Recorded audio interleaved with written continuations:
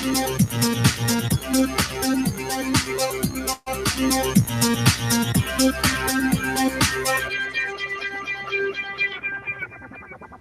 everyone, and peace of Christ to all of you. Today our topic about things you do not know about Prophet Muhammad.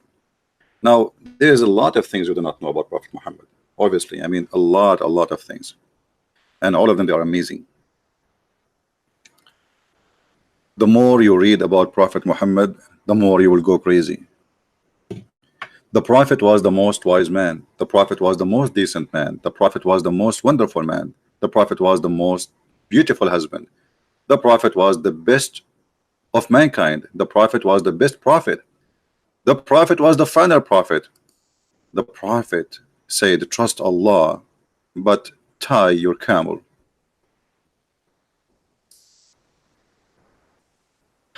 I don't know really what to say. Each time the Muslims, they make articles about their prophet, I feel clearly that Muslims, they are trying to say to us, worship Muhammad and tie Allah. Why they are praising too much Muhammad? If Muhammad is one of 124,000 prophet Allah he sent, why Allah himself he praised Muhammad and he forget about the rest of the prophet? Why Muhammad is the favorite to Allah? Why Allah did not send only one prophet, his name is Muhammad, and that's it? Why Allah did not keep Muhammad alive so we can keep listening and learning from his wisdom? He kept Isa, and who need Isa now? I mean, Isa is in heaven supposedly, and Allah is not sending him now. Why Muhammad he came 600 years after Isa, which is supposedly Jesus? Why between the 600 years and Muhammad, Allah he was mute, strike, don't want to talk? All those stories are funny and silly and stupid. 10 things you should know about the Prophet Muhammad. Some articles they have 50 things you need to know. Some depend on the writer how long he want to make it, how shorter he want to make it. But all of them, they lead us to one thing, that Muslims, they tie Allah and they trust Muhammad. And how we can prove that? If we show the Muslims something written in the Quran and something said by Muhammad, which one they follow? They follow Muhammad. Why? Because Muslim, they tie Allah and they trust Muhammad. In other words, Allah is the same as the camel for Muhammad, and today we can prove it very easy. But as long we are talking about a hadith mentioned by Muhammad supposedly, that he said trust Allah and tie your camel, I mean, I can accept this. That's okay. Well, you trust God, but you don't let things go. Don't be a fool, right? Okay. So when Muhammad, Allah he sent him what is equal to a camel, but he can fly and go to the 7th heaven. His name is Al-Buraq. Allah sent him from the 7th heaven. Allah he sent this animal from the 7th heaven. So Muhammad, what did tie him for what purpose? Muhammad he did tie this animal. How you tie him? Allah sent him from the 7th heaven. He did not even lose his way. This animal Al-Buraq was sent from the journey where it's coming from the galaxies, beyond the galaxies, coming to the house of Muhammad. And then this Al-Buraq, when he arrived to Muhammad, he tied him up. Is that because you don't trust Allah? Well, Allah is the one who sent it to you. This is not a normal camel you found him in the desert, or normal donkey or a mule or a horse. This is an animal sent by Allah. You tie him for what purpose?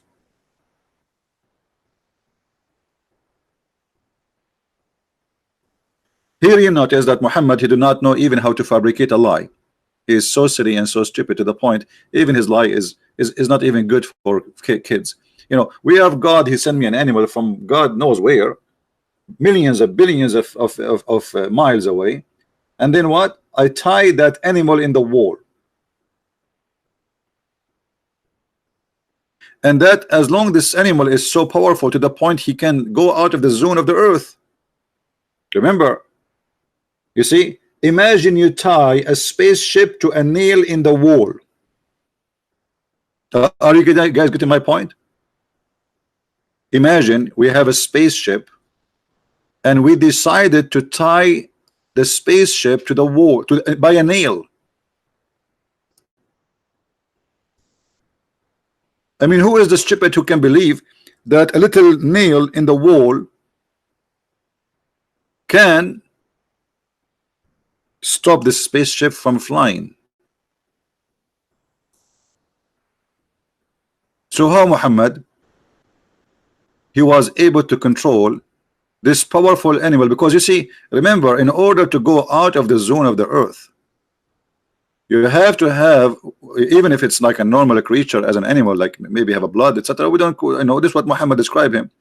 But that animal have to have an extreme power to go out of the zone of the earth. Otherwise, he cannot get out.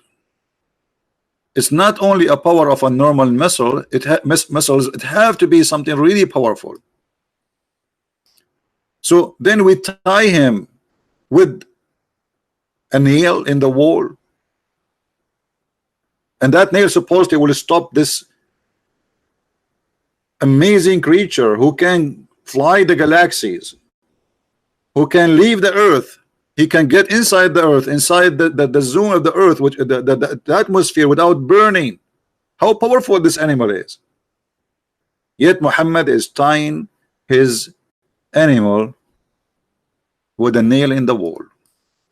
Some stories, they say that Jibril, he put his finger in the wall, he made a hole in it, and he tied him with it. Imagine we tie this with the wall. Who is the fool who will believe in such a story? So yes, Muhammad, he said, trust Allah and tie your camel. But can we trust Muhammad and his stories in order to trust Allah? I don't think so. The articles the Muslims always they make for us, it's not even good for somebody is the first grade school. Somebody is 7 years old, 8 years old, even 10 years old.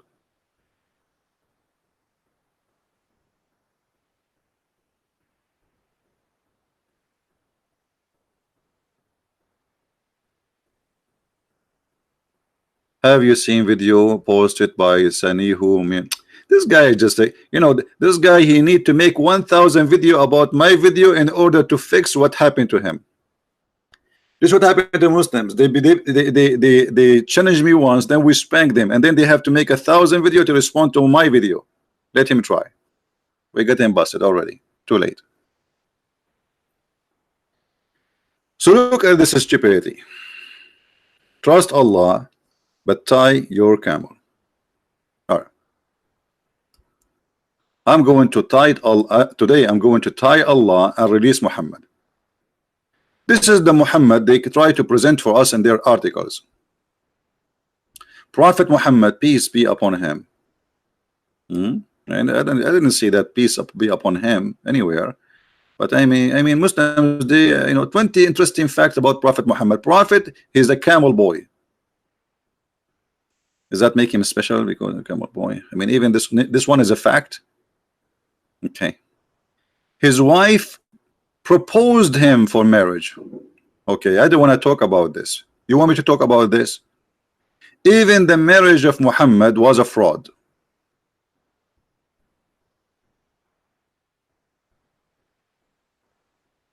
Even the marriage of Muhammad was a fraud. Let us get some reference so people will not say we are making things up. Khadija, she proposed to marry him according to the Muslims.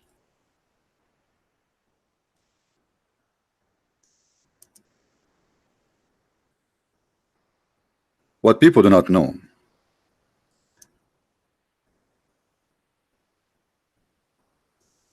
that Khadija was a lot older than Muhammad. And Muhammad was from a bad family with bad reputation. So in order for Khadija, the old woman who's trying to get a younger man, a lot younger, she could not convince her family to accept this man who she want to marry. And why she want to marry? He is young, working for her. He was subdued. She ordered him. He do everything. Perfect toy. And here we need to ask ourselves a question. When Khadija, she proposed to Muhammad, what happened next? Let us see the story, and I want you to be the judge. How a person like this can be considered a prophet of God. And I will not show the story from a Christian resource. I will show it to you from Islamic resource, as usual. This is the book of Musnad Ahmad. Let us show it on the screen. I was just picking up the reference. The book of Musnad Ahmad, Imam Ahmad. And by the way, Imam Ahmad, when the Muslim want, he is strong. His hadith is strong. When they want, he is nothing. He is stupid. When they want, it's up to the mood, you know, up to what you are showing us. If you are showing us a story like this, we will reject it. Hadith number 242846.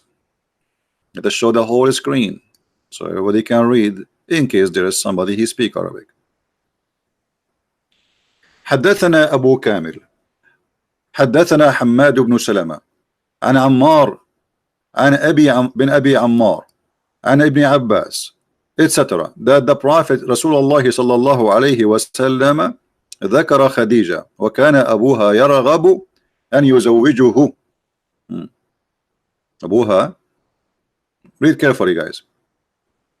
Ibn Abbas reported from that the Prophet of Allah, he mentioned Khadija, and her father, he will not accept him. فصنعت طعاما وشرابا فدعت أباها وزمرا من قريش. So she made food, drink, alcohol, and she invited her father, and this is obviously, that's mean that Khadija, she is a growing, very old woman, live by herself. She do not need her daddy to live with him, but still this is a tradition that the family should accept. So she made food, drink, and she invited her father and people from Quraysh. They ate فطعموا وشربوا. They ate and they drank. حتى ثملوا, until they got so drunk. فقالت خديجة لأبيها إن محمد بن عبد الله يخطبني فزوجني إلى إياه فزوجها إياه.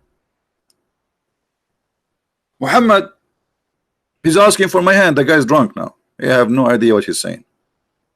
Muhammad, he want to marry me. Please let me marry him.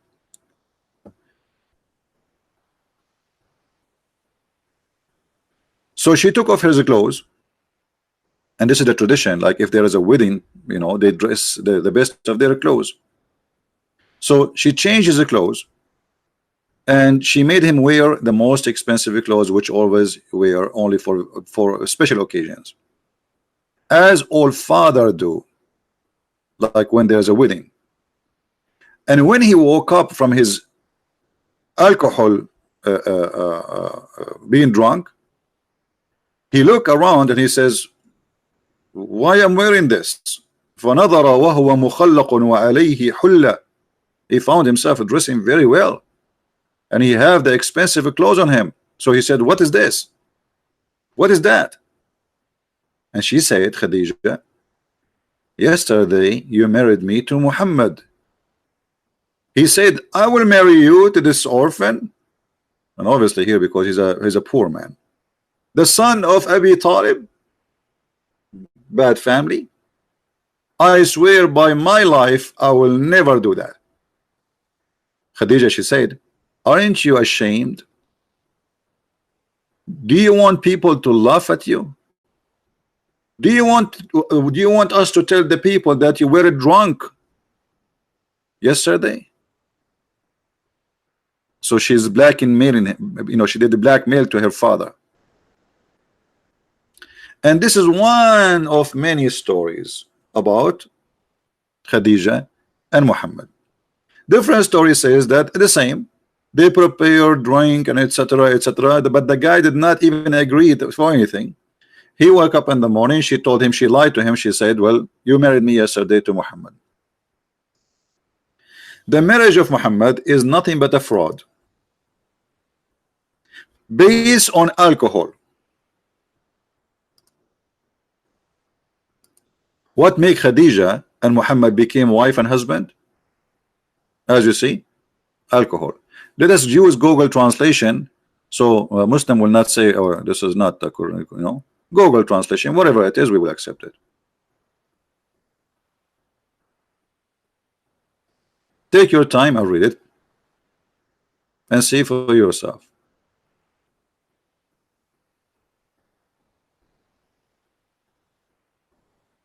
She drunk him. She made him a drunk, so he is not aware of what he's saying, what he's talking, and what's happening around. The guy, he woke up in the morning, he found himself suddenly became the father-in-law of Muhammad, and Muhammad in the bed of Khadija already.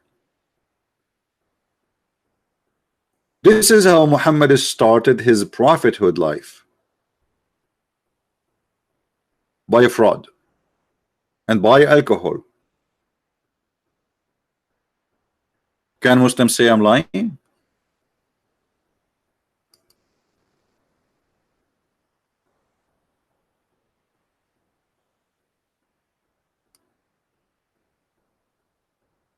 Any Muslim?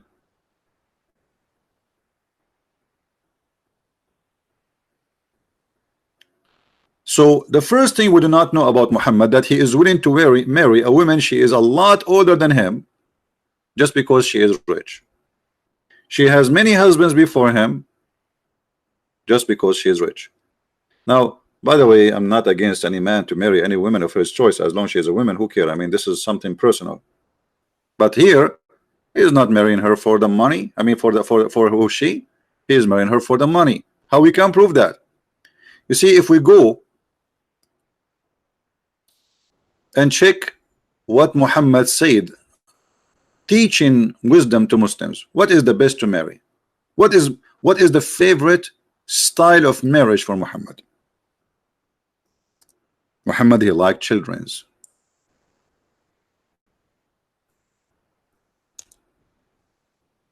He like children's in the bed. He don't like women who they are old. He don't like women who they are widow. Who don't like women who they are not virgins. And the story is in front of us, and this is sahih. To the point, Muhammad not only he don't like it, he is advising his men to leave their women who they are widowed. And he was asking one of his men, his name is Jabir, why you don't go and find a virgin, a child? The man is married exactly to a woman like Khadija, but not like Khadija in the age. Let us say she is younger than him, but she is not rich. Muhammad, he did not like the idea. Muhammad, he don't advise him to do so. Muhammad asked him, did you marry? Huh? He said, yeah. He said, is she a virgin or a one previously married? I said, well, a woman previously married.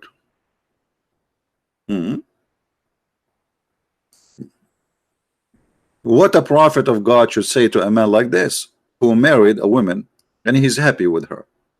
What the advice should be? Good for you, right? I wish you good luck.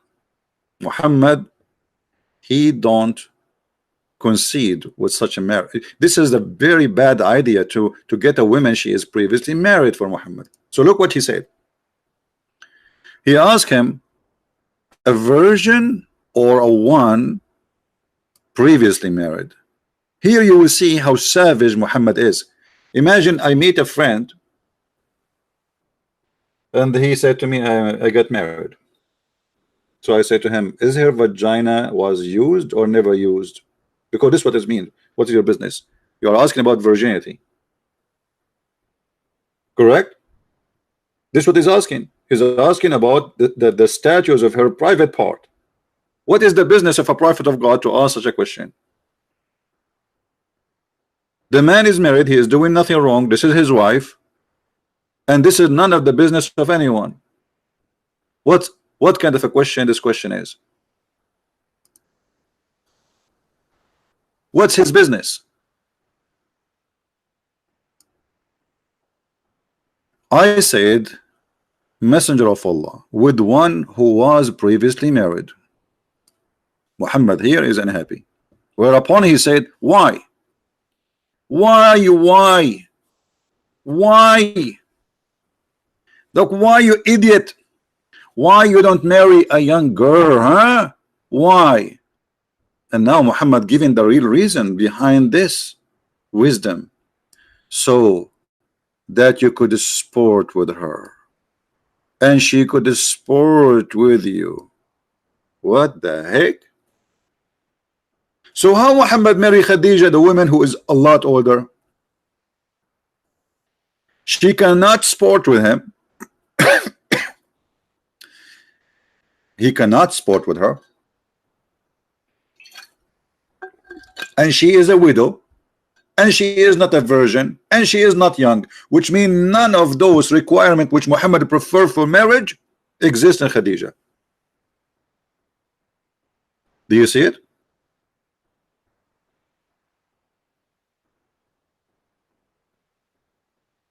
Do you see it, guys? Yeah, play with her, you know, she play with it. You see, here you see that the man, he have a mental issue. I mean, he is asking the guy to go and get a child, and what is the fun? That's fun. The children are fun, you know, you play with them. So for Muhammad, having sex with a child is fun, is not a child abuse, is not a rape, is not being perverted. He has given you even the logic for it, like why you should do that, because simply you can play with her. So why Muhammad he marry Khadija? As long this is not, you know, when I advise my men to do this, that's mean this is what I like. I'm speaking from my desire, what I think is best. So Muhammad here proving to us that what he think best to marry is a child. They are fun, not a widow, not a previously married, not a divorce, not have to be virgin and young and so young. So the purpose is to play with her.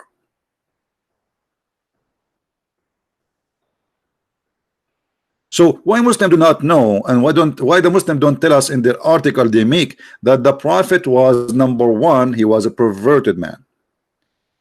Number two, he's deceiving, because by saying to the man to do this, he is deceiving and he is destroying his family. The man, if he listen now, he will not like this woman no more. He will go home and says, get lost. I'm going to find a child. She is 6 years old like the Prophet. So what the Muslim they say to us about the Prophet is far away from the ugliness of this guy. They worship him, so they praise him and they say things which is far away from the truth. And the first thing he will notice about Muhammad, that not only he is not wise, not only he is perverted, not only he is evil, because this is evil. When you go between a man and his wife, his marriage, trying to destroy it, you are being evil. A man is happily married with his women, and this is why actually he is rushing to go back home. Why you are involved, and what's your business? For he is acting as the devil. This is the devil whispering to you, says, why you stay with this woman? Go and get someone, she is young, she is a child.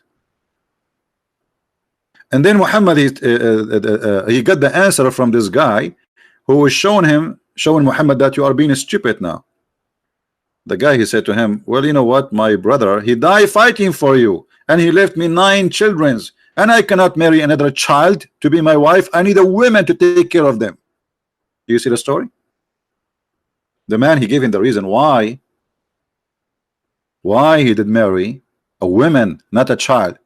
He said, my brother, he died as a martyr in Uhud, which means he was fighting for Muhammad, and left 9 or 7 daughters behind him. Therefore, did not approve the idea I should bring a girl like them. A girl like them. Muhammad is asking him to marry a child, an orphan, like the orphans. He have 9 children in his house and he needs someone to take care of them, so he marry a woman. So Muhammad, he said to him, or the guy, he said to him, but I preferred to bring a woman. Obviously here we see that this is a woman. Muhammad is asking him to marry a child. So we cannot marry just a girl. We need a woman to take care of those girls who they are little children's. I cannot just get another girl in the top of the 9 I have who they are children's. I need a woman to take care of them. What more proof we want from Islamic books, or we need to prove that Muhammad is an evil person? And then Muhammad, he did not concede. He keep talking. Look,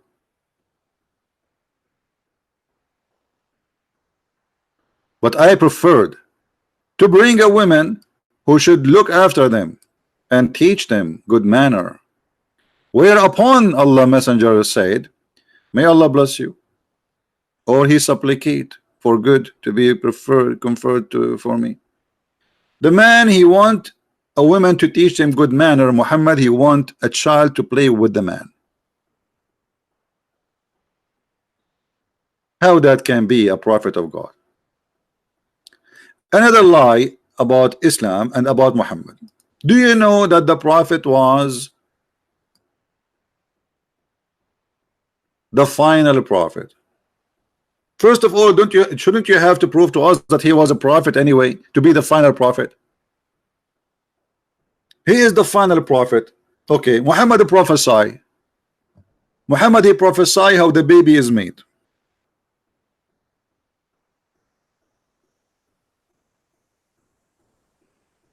How the baby is made. This is the prophet, the final prophet, the last prophet, and this is what Allah told him, that the one who have orgasm first, the baby will resemble him. And here resembling not only mean the look, it mean male or female. Is that the prophet, the final prophet you are talking about?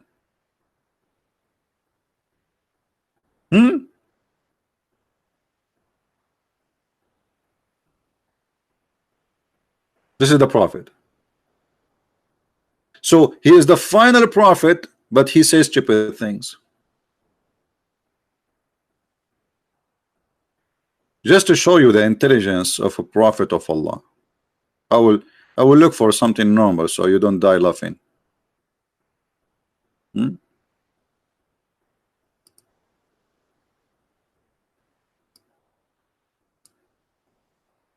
He heard Ibn Umar narrated that the prophet said, we are an illiterate ummah. Ummah mean nation. This is how funny the Muslim translation. We do not use computation, and the math is like this and this and this. We don't calculate. We do not know how to calculate. And for us, the math is like I use fingers. They use fingers to calculate the math. This is the math too. This is etc. So Allah, he chose an idiot of the village between the other idiot, so he can teach the mankind how to be idiots. I mean, obviously this is a perfect choice.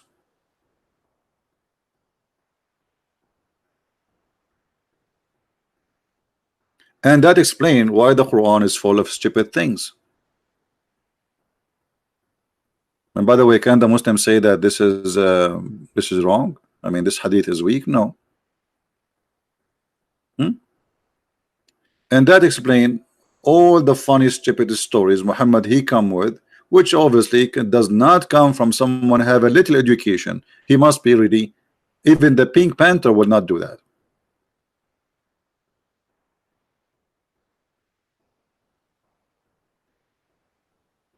Muhammad was so smart to the point he did this.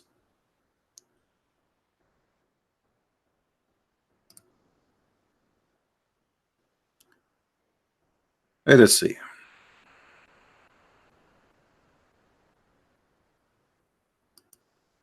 There is a hadith.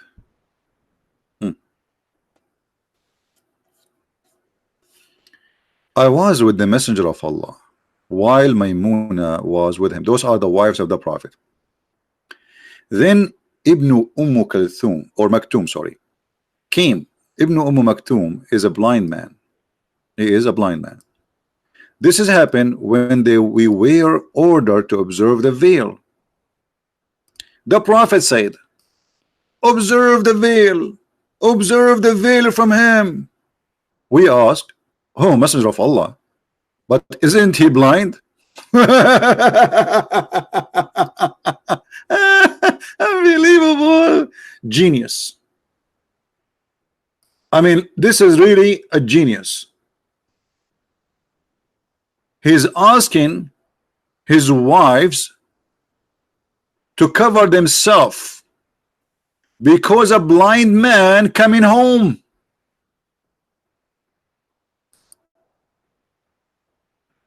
If I am the Prophet, I would do the same. So the wives, they got the Prophet busted, and they said to him, what? Isn't he? Is he not blind? He cannot neither see us nor recognize us. Look what the Prophet said. Now the Prophet, he got busted. He looked like a fool, but he will not concede with this. So he have to give an argument, you know, to show them I'm not stupid. He said, are you both blind too? What? Do you not see him? What? Muslim women are not allowed to see anyone based on this. Muslim women are not allowed to say a human being he is a male, even if he is a blind, based on this.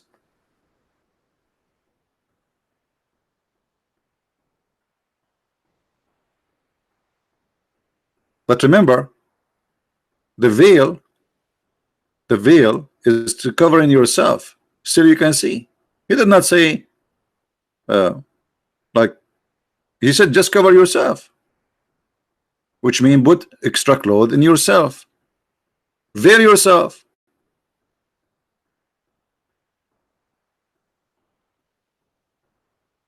But that will not stop them from seeing him anyway. You just order them to veil themselves, still they can see him. And the man is not coming like he's naked. Can a Muslim woman see a man walking in the street? Any Muslim have an answer for this? Who is a Muslim would like to answer us? Can a man be seen by a woman in the street?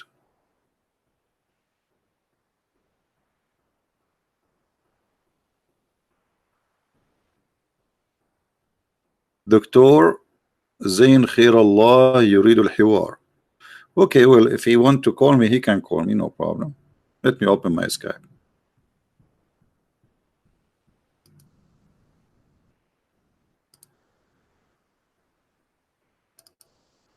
Here we go. We're Skype. We are getting in, and if he would like to call us, feel free.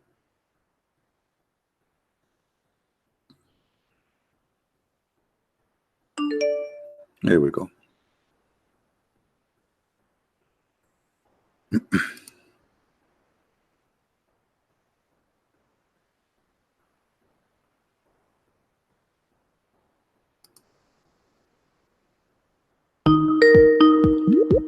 Okay, looks like we have a caller.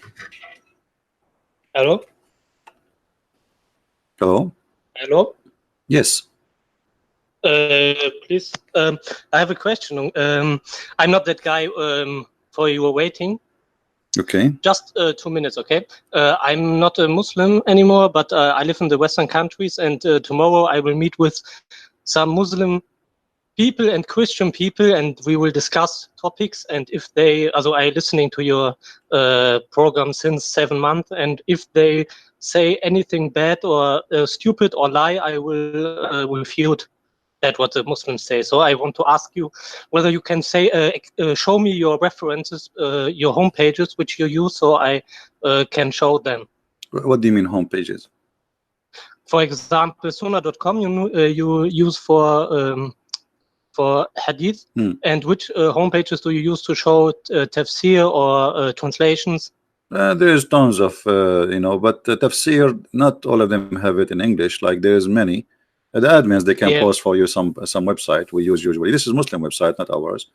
There's tafsir.com. Yeah, I know. Yeah, so can you show just the homepage which you use the most times for tafsir? I see you use altafsir.com, and for at tafsir.com, sometime Ibn Kathir, depend. Depend which one is available in English, because English still now we have a very little number of books which is already in English. So, and Ibn Kathir, can you explain me where I can find him? But Ibn Kathir, okay, I will give you the link. But Ibn Kathir in English have nothing to do with Ibn Kathir in Arabic. They cut more than 80%, more than 80% of the real Ibn Kathir disappear. So you cannot read, you cannot depend on Ibn Kathir. Actually, I now try to open their link and it's not working, but I will post it in the link in the chat so you can have it anyway. Maybe later they have a maintenance. This is the usually I use, and that's the home pages which I can use then. This is Ibn Kathir, but now it's not working. It says service is not available, error, etc. Okay, and which homepage do you use the most time? Also, when I don't really care. You see, for me, it's not about. For me, sometimes I need the English, so people will not say I'm making things up. So if we can't find something in English, But you always use searchtruth.com for translation, right? No, now I'm using actually the one is called Quran Wow. Quran Wow. Can you give me the link too? Then no it's problem. all what I want to ask you. No problem.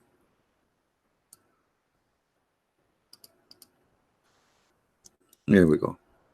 Anything else, my friend? Thank you. No. All right. Thank you very much. Okay, then I don't want to disturb anymore. Okay, thank you. Bye.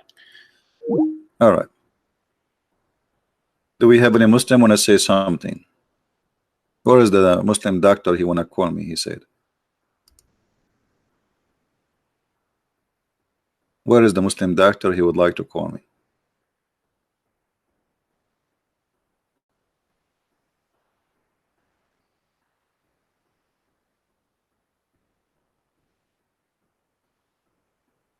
I don't see him. Anyway, actually, I thought this guy is him. Yeah, I don't know, a Muslim doctor, supposedly.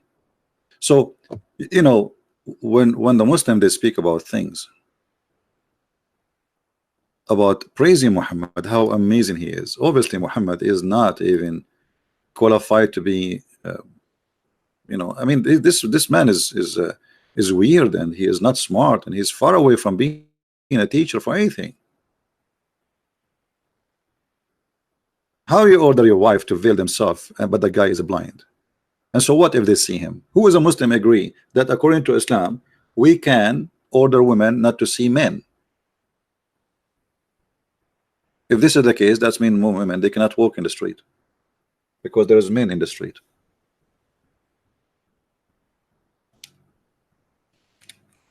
How in the world we can accept such a thing to be coming from God? So why God he gave her eyes? Just to see inside her house? Should we jail our women inside the house? Actually, this is what Muslims do in many countries.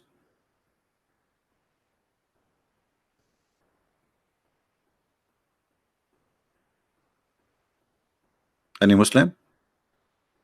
Then the Muslim, they come with other lie saying that Muhammad, okay, Muhammad is illiterate. Okay, you showed us that Muhammad even cannot count. Okay,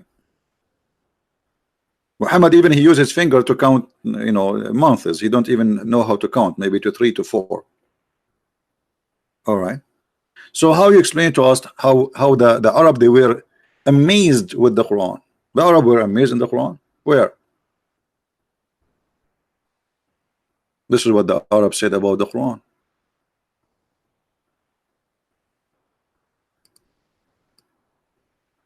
the chapter of Al-Anbiya, verse number 21. Each time Muhammad he come to them to speak about their Quran, his ideas of God, the revelation which he received from Allah, what they say to him?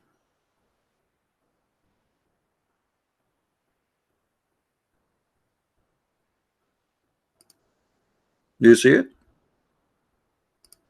They say, this is nothing but stupid things.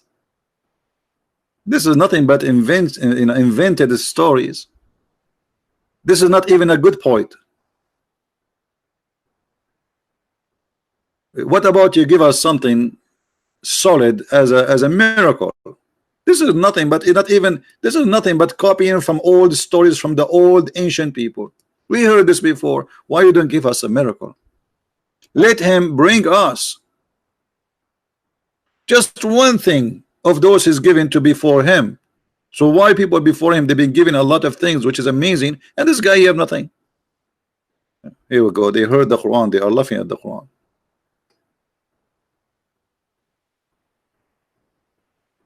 And then Muhammad he started threatening. Not a township believed in those which we destroyed before them. What does this have to do with that? They are asking you, okay, we will believe in you, but stop saying stupid things and give us a miracle.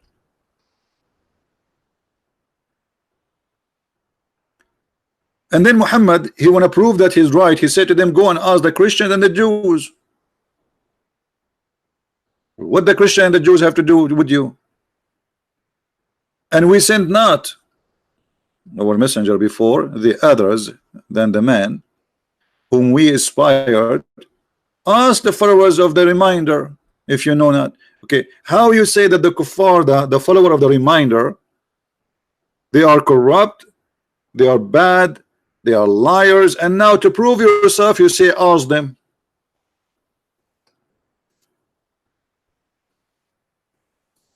That alone is stupid. And then he continued with his madness, and he kept saying stupid things that we gave them not bodies, but they would not eat food, nor weird, you know, so they are not immoral, they will die. So what is have? They are asking you for a proof.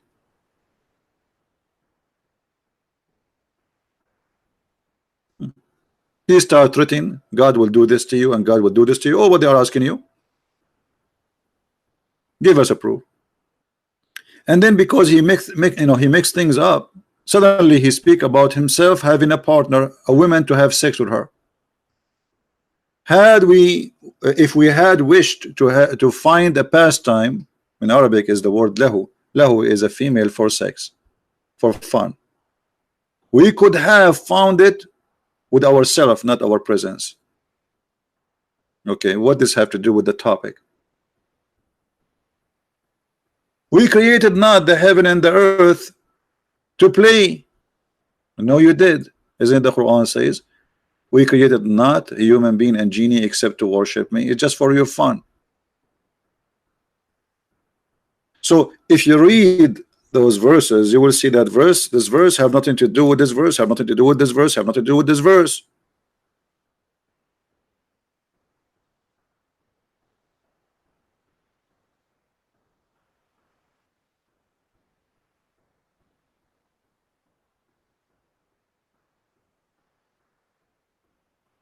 And then he said, if they are in gods beside Allah, then verily both of the heaven and the earth, both of them, they will be disordered. Well, isn't it the heaven is screwed? If this is your logic, didn't you kick Adam from the heaven? According to you, the reason if there is a problem in heaven and earth, sorry, sorry guys, I need some water. If there's a problem in heaven and earth, then obviously there's gods beside Allah, because it's out of order. Everyone do something different. Well, isn't it this is exactly what happened in the heaven of Allah? To the point he ordered the angels to bow down to Adam when he said, I'm going to create a human being. Then we see in different verses in the Quran, things is getting more stupid. Chapter 10, verse number 15.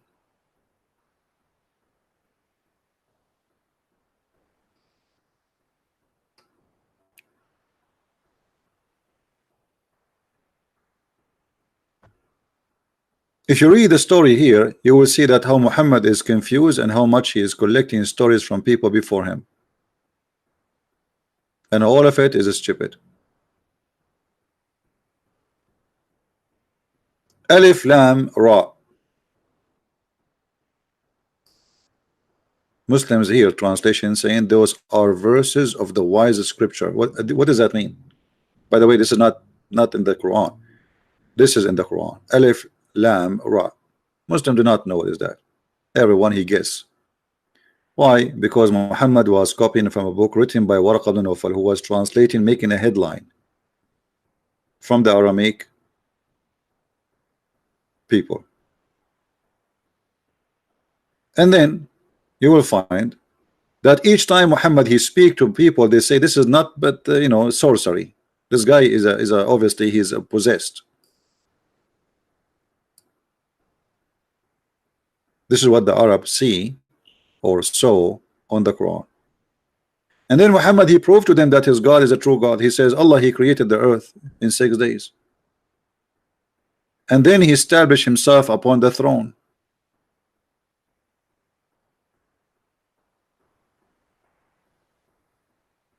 Everything created in 6 days, the heaven and the earth. But in different verse Muhammad he says different.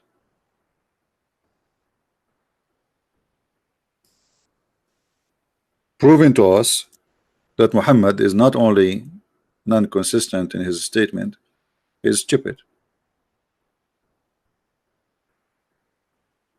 Allah created the earth and the heaven in 2 days.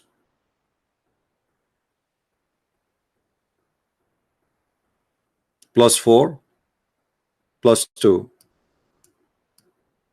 2 days for the earth.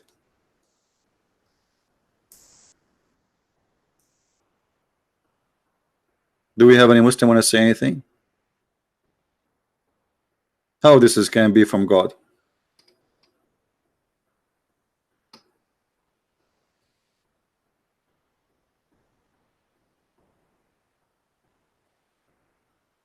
How this can be from God? Allah has created every animal of water. Every animal created of water. By the way, it doesn't say what they claim.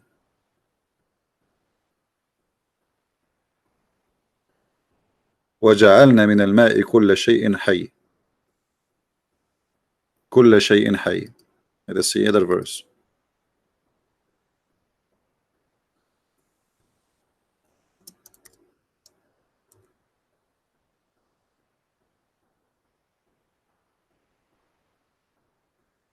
Always you have to be careful with Muslims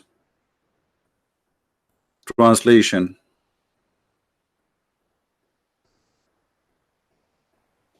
Don't they see who disbelieve? Don't they see that the heaven and the earth was one piece and then we part in them? And then the Muslim now they say to you this is the Big Bang, but this is not what the Quran saying. By the way, the Big Bang is just a theory, it's not even a fact.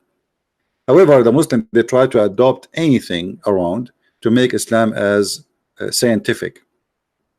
So this is what they quote for you to say the Big Bang is in the Quran, but the Quran is saying that the earth and the heaven they used to be one unit, which means there was a heaven and there was earth. And according to the Quran, Allah actually created the earth first and then he created the heaven. And then Allah he separated them, and this is stupid because we are not separated, we are inside the space, we are little tiny dust in the space. And then Allah he make a bigger poo-poo. Muhammad he claimed, supposing now he's being smart, and we made it from every living thing of water. Remember he's talking about what is in heaven and what is in earth. But this is total contradiction to the Quran itself, because Muhammad he says that the genie are made from fire and the angels are made from light. So how they are made from light and that one made them from fire, and then we made it from water, every living thing? A total stupidity. We have placed on the earth mountains, so the earth will not shake on you. The earth is like a flying carpet, and the earth sometimes shake. So the Muslims, the Quran, claim that Allah, He placed the mountains in the top. And by the way, this is a Muslim translation, which is not right. If you change the translation or translator, sorry, right away you will see the meaning switch upside down. You cannot really trust any Islamic translation for anything. And we have placed, you see how we just changed the translator. Look how there's a difference between the first one and the second one. We have placed on earth firm mountains. So there was earth, and then Allah, He placed mountains on the earth. Who in the world want to believe in such a garbage? That's mean mountains was created, and after it's created, Allah, He placed it on the earth. And why? So the earth will not shake on you. The Muslim will say to you, oh, scientists, they found that mountains, they help to balance the earth. This is not about balance. The mountains actually happened by a natural movement of the ground. The pressure of the ground is where the mountains created, which means it's not placed in the top of the ground. It is from the ground, from deep inside the ground. This is why if you look at the mountains, you will see layers of colors. Each color present a color under the ground. So those all was down in the ground, and then the ground is pushing this sand and rocks and etc., and then they appear in the top, revealing what was under the ground one day. And this is why mountains like Himalaya, as an example, they grow. They don't shrink. It's not like a mountain created and placed there. This mountain is growing by size, by height, because the ground, the earth, push more, release, to release the pressure.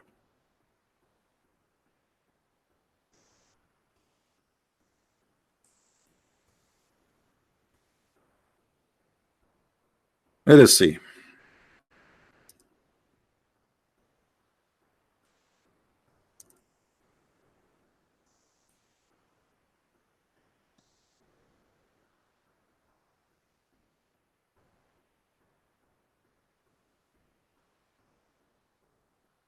Just to look for a picture so we can show you a little bit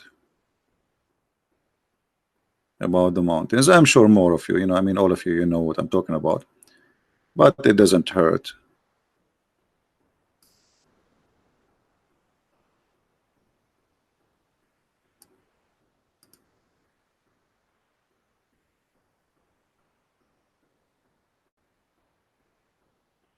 I'm just trying to find a clear picture so we can use as an example.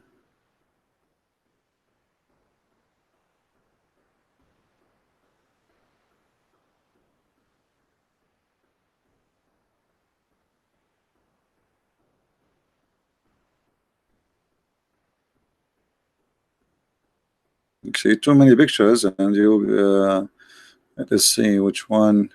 I want to see like the one is close up to the rocks, so we can show what we are talking about.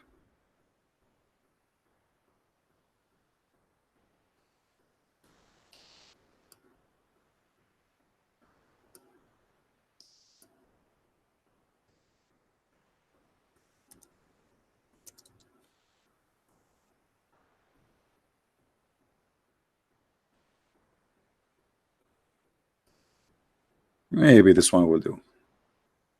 So if you look at those rocks here, you will see that there is layers of the rocks. It's not like it was not one piece. It's not one piece where it has happened suddenly. It is the ground pushing up. This is why the top actually present the oldest part of it, and the one is connected down to the ground is the newest part of it. So the more you go down, the more new the mountain is. The more you go up, the more is going to be aging as existence. So according to the Quran, Muhammad, he tried to explain how the mountains are exist. Allah, he placed them in the top of the earth, because the old legions believe that mountains are exist because God, he made the earth flat like a carpet, and if you don't put mountains in it, the carpet will fly. It's like going to the park and putting rocks here and there in the end of the sheet. You want to sit in the floor with your family.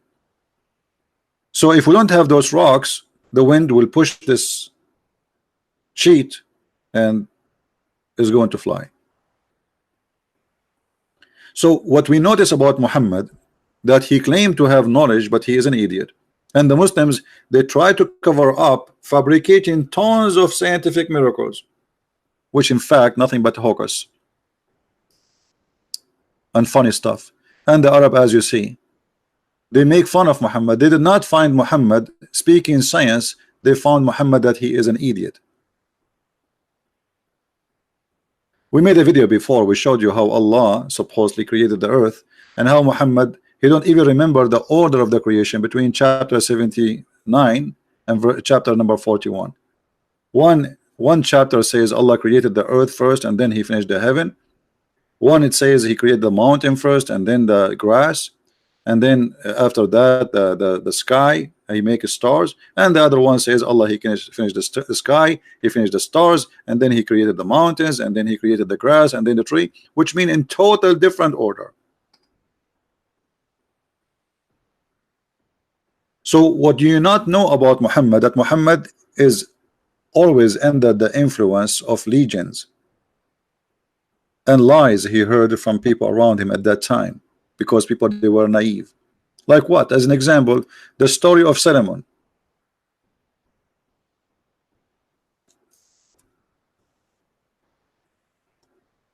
Solomon, he was going in the valley of the ants. Valley of the ants. Who in the world will believe in such a thing? There's a valley, it's called the Valley of the Ant. Okay, and where this story coming from? We search, we find that this exists in the legend of the Jews.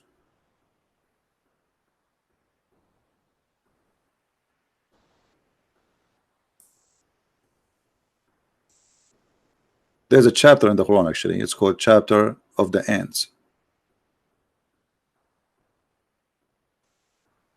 Suleiman, he have an army from chickens, from turkey, from a sparrow, from a human, from genie. He have a three kind of army: human, genie, and birds.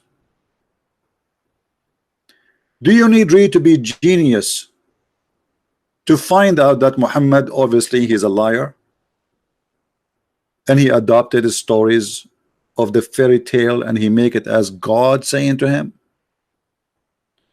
Allah, he taught Suleiman the language of the birds. Okay, why Allah taught Suleiman the language of the birds?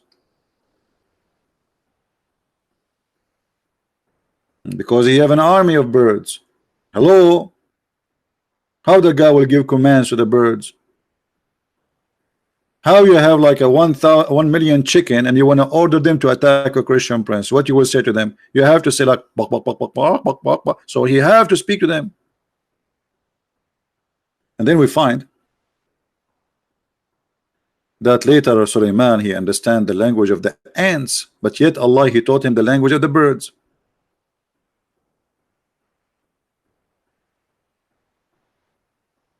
Somebody asking question: I had an argument with a Coptic. Suppose preaching against Islam is not Christian, so do nothing.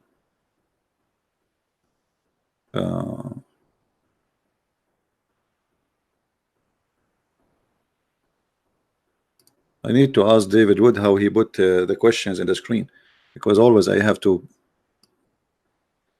Okay, let's see, guys, here just to answer this question, even though it's not the topic. I had an argument with a Coptic supposedly preaching against Islam is not a Christian. So do not do nothing and be a victim is being a Christian. How do you empower Christians to do more? This is needed, needs to own its own vid. My friend, anyone he have his own idea, no problem. He think this is not a Christian. Well, ask him, isn't it Jesus says to the Jews? He said to the Jews, and those are Jews, they are believers in the true God, the son of vipers. Didn't he debate with the Jews? Didn't he flip the tables of the Jews in the temple? He said to him, you made the house of my father a marketplace. So those who say things like this, they are false Christians. They have nothing to do with Christianity. A true Christian, he stands for the truth. A fake Christian, he say, none of my business. No, it's your business. What he's saying to you, let more than 1 billion human being go to hell. That is not a Christianity. For us, we don't hate Muslims, we love to save them. So how the Muslim, they will know Islam is false if you don't talk about it? So you are saying to them, stay as Muslim, it's okay, it's good, you will go to heaven. Isn't it the Bible says the one who denied the Father, the Son is an Antichrist? So my friend, don't let those people fool you. They are liars and they are fake and they will go to hell. Yet they claim to be Christian. Because a Christian who don't bring people with him to heaven, or he do nothing during his lifetime to bring people to the true belief, he is a false Christian. This is why Jesus said, not everyone says to me, Lord, Lord, will enter the kingdom of my Father, but the one who do his will. So those are doing his will by saying Islam is okay. Is that the will of God? All right. So don't make people fool you or discourage you. I hear this always, by the way.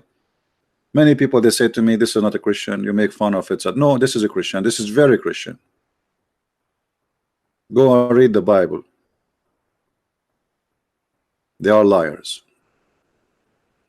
And the devil always, he try to like he encourage you to do the wrong and he discourage you from doing the right. If I post right now a video in YouTube about women doing belly dancing, nobody will flag my video, right? Post a video about women shaking her ass in the front of the camera, everybody will give you a like. Nobody ever will flag your video. We make a video, we can't even keep it in the screen for 2 hours.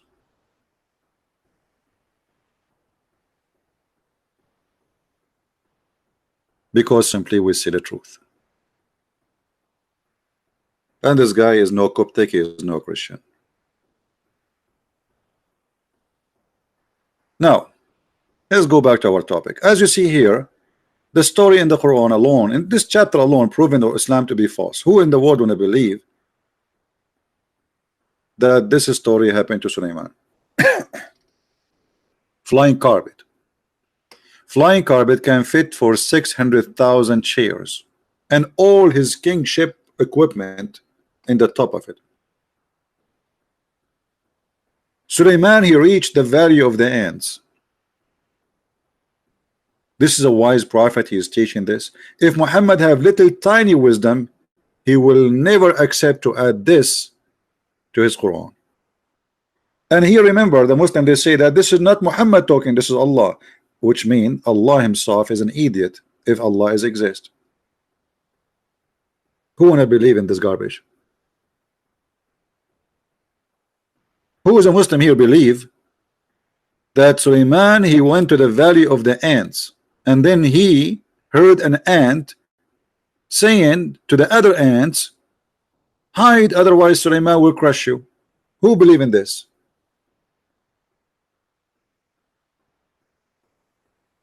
Anyone?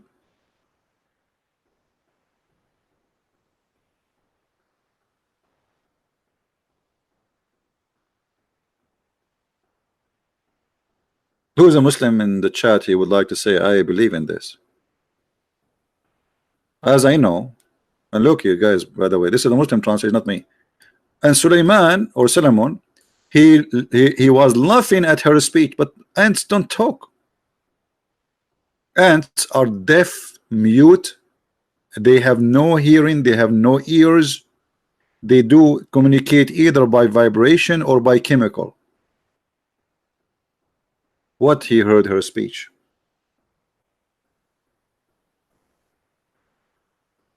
And what make it more hilarious, that there's a billion ant, only he heard one. And by the way, once a Muslim, he you know, I spoke to thousands and thousands of Muslims. He said to me, okay, Christian Prince, I have a question for you. I said, what? He said, does it say in Arabic here, قالت نملة, which means this Namla is a female?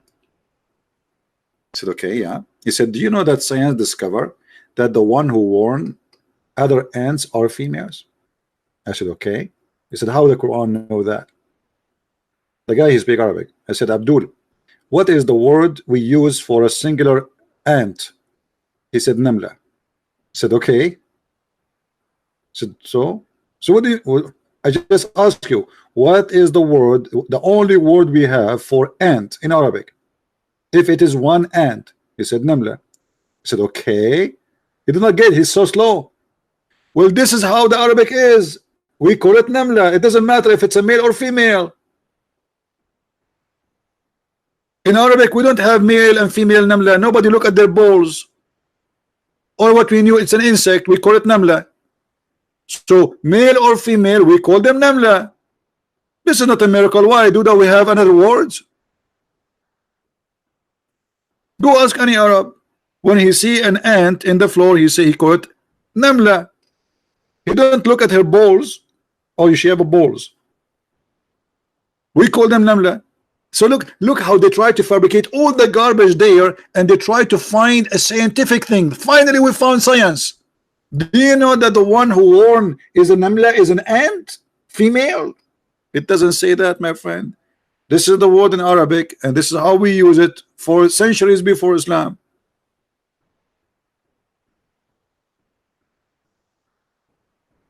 And then, what is driving me crazy, how this ant knew the name of Suleiman? Because guys, look at the speech of the ant.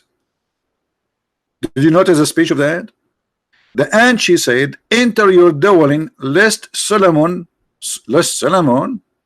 Okay, I got it. An ant is warning the other ant to hide. How she knew his name is Solomon? I will give you three options. Solomon, he have a tag in Arabic. It says, I am Solomon. How she knew? She's an ant. So the verse here have tons of mistakes, stupid mistakes. The valley of the ants, where is that? There's a valley, only ants there? Only ants live in this valley? The United States of ants. There's ants everywhere. The valley of the ants. And one of the ants, what about the rest? They did not say anything. There's only one ant out of the billion ant they speak. And maybe this is the only one is holding a microphone.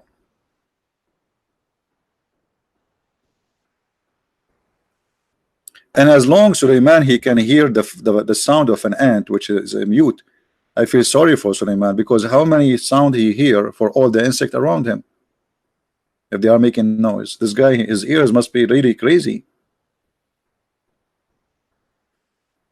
And then the story continue. Not only an ant talking, and not only he is laughing at her speech, which is very stupid. Then Suleiman, he checked his army of the birds, and he saw among the birds, and he said, how is that? How is that I don't see the hoopoe? Is he among the absent? The king who is checking his chickens and his birds. Have you ever heard of a king? Even Harry Potter did not come with this story.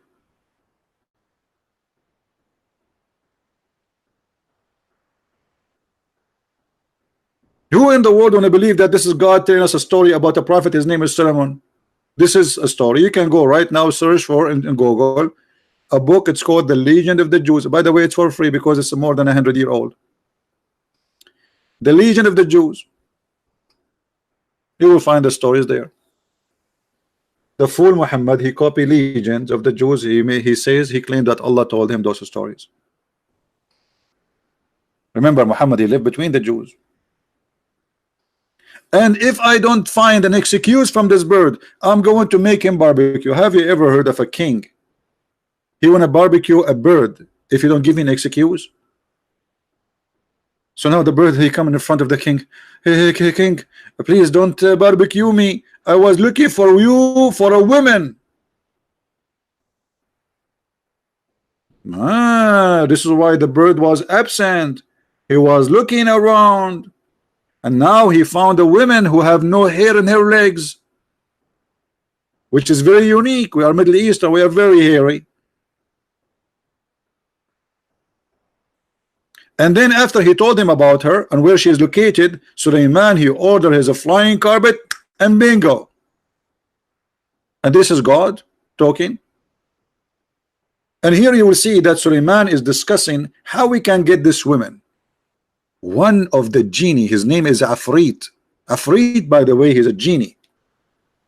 Let me see if I can find you how Afrit look like for Muslims, how they imagine him. Give me a second. Let me.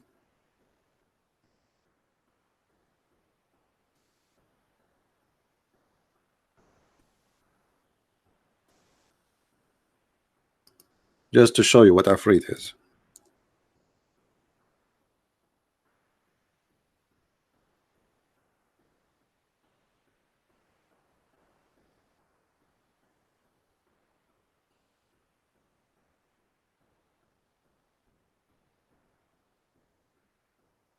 I'm trying to find the picture.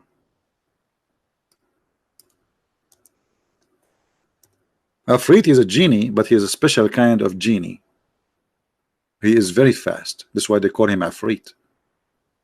He can bring you anything you want. Yeah, this is the Afrit. I think you saw this is like in Alibaba, etc. You know, if you see the story of Alibaba, this is the Afrit.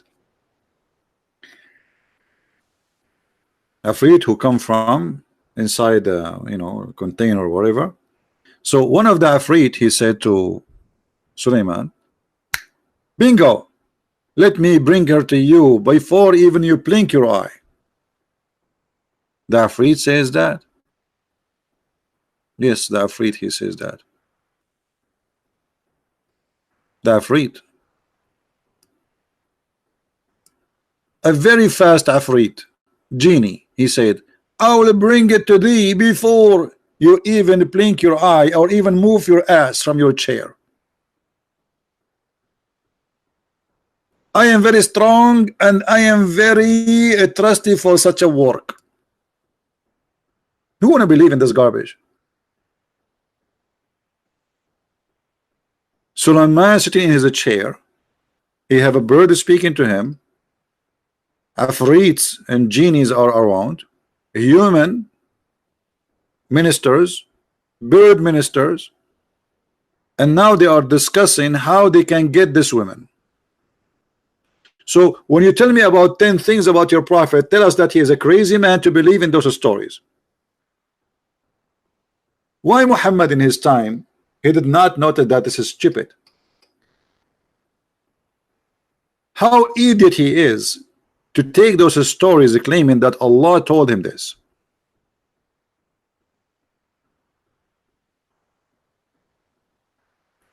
And by the way, here there is something mystery. I changed the Muslim to tell me what is that. قال الذي عنده علم من الكتاب أنا آتيك به قبل أن يرتد إليك طرفك. Who is a Muslim? I tell me who is this guy. The one who have the knowledge of the book said, I bring him to you before you blink your eye. Who is that? Who is a Muslim? I tell us who is this.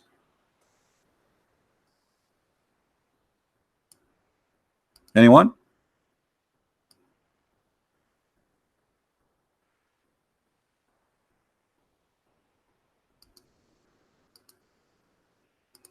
just to show you the madness of this cult. Who is this guy?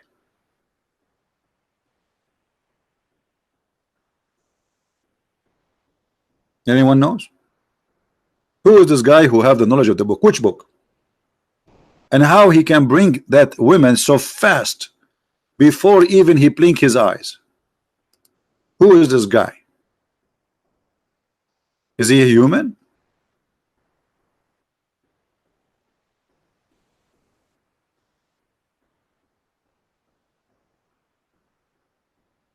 Hmm?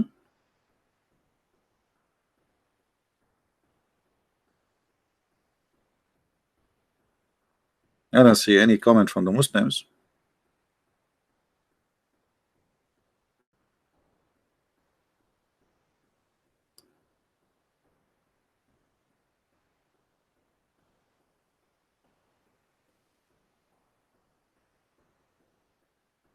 What happened?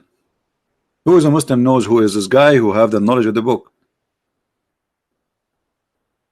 I'm just giving you a chance, all of you, to see that Muslims, they have no idea what is written. And what is this? The guy, I mean, what kind of a book? He says the one who have knowledge of the book, he says that. Who is that? How we will know now who is this? Jibreel? No, not Jibreel. Anyone? If you read the Islamic interpretation, you will get dizzy. Everyone give you his own interpretation. The edge or the end of it, we arrive to a guy, he is a Jew. And his name is Asif bin Barkhiyah. Let's go and see Islamic in English interpretation. Hold on, let us see.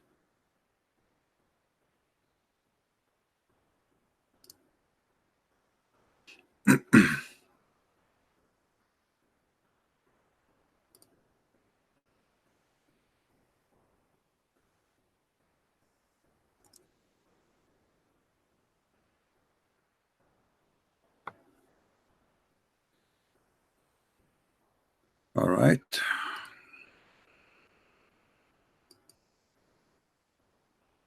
Again, this is the Islamic interpretation, not mine. I'm not the one saying what you will see in the screen. It is what they say. All right. This is the website of the Kingdom of Jordan. Finally, it's working today. So thank God. Usually nothing works in this website, the same as anything in Jordan. The one who had the knowledge of the revealed scripture, and this was one. This one was Asif bin Barkhaya. They are trying to make it like a Jewish name. Now, who is this Asif bin Barkhaya? Where the name is coming from?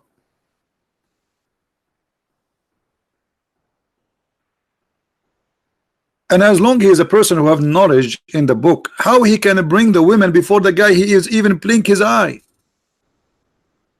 A righteous individual with the knowledge of God, the greatest God, the greatest name. He have, guys, this guy Barkhaya is the only one who know the true name of God. So what is Allah name then? What Allah mean? I mean, look how stupid even, I mean, you go crazy when you read Islamic books. The only one who knows the great name of Allah is this man. Sulaiman, he don't know it. Muhammad do not know it. Nobody know it. This man, he know it. Okay, what is the name? No problem. Which when he invoked in supplication for something, it is immediately granted. Look at this guy. And this is how he can bring this woman so fast. He can say Allah, Allah, Allah. So if Solomon he do that, it's not going to work. If Solomon he asked Allah to bring this woman, it's not going to work.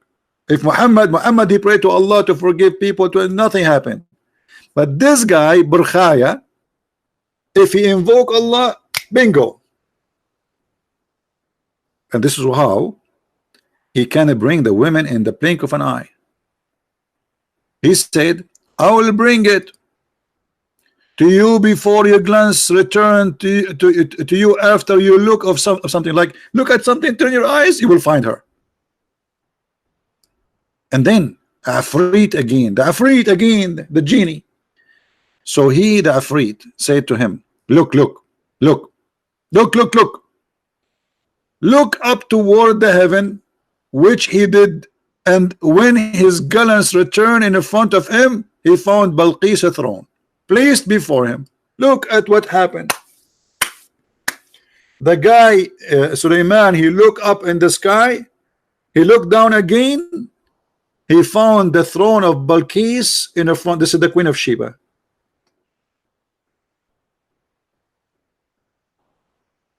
This is a story, and this is a Quran.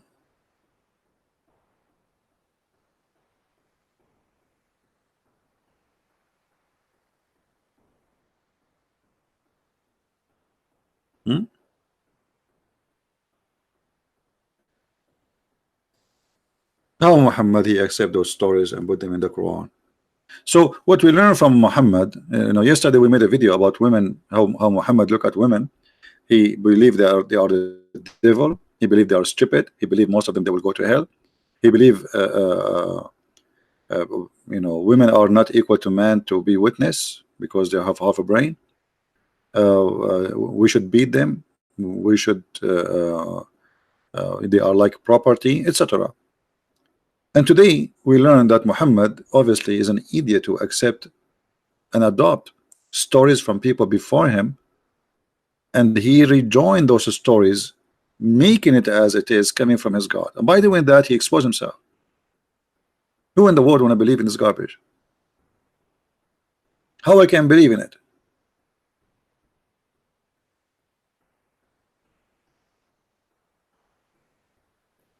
And then you will notice that Muhammad not only he adopted stories before him, he is a thief.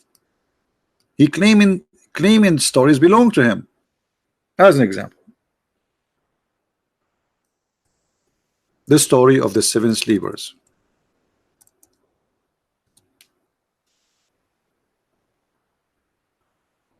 The 7 sleepers is a great example of the thief Muhammad. 7 sleepers, you can search it. It's a story written hundreds of years before Muhammad by a bishop from Syria. His name Yaqub. And this story is not real. It's a fiction story about Christians being discriminated, tortured, and because at that time they were suffering. So this author, he wrote this book as an example about the victory will come. So he told, like, it's a fiction story made for youth, even made for kids. It's not made for really adult. That have patience, we are discriminated, but we will be victorious. So the story is about a group of young Christians who've been discriminated, and they chase them to kill them. Then they hide in a cave, and God, he made them sleep, and he put an angel guarding their cave for 300 years some. And then after that, when they woke up, they found everybody around them became a Christian. This is what the story, it's a fiction story. Muhammad, he took it, he put it in the Quran, and the Christian, they were dying laughing at Muhammad doing that, because this is a fiction story. And not only Muhammad, he put it in the Quran, Muhammad the idiot, because he was trying to copy the story from others. You will see here in Arabic, it says,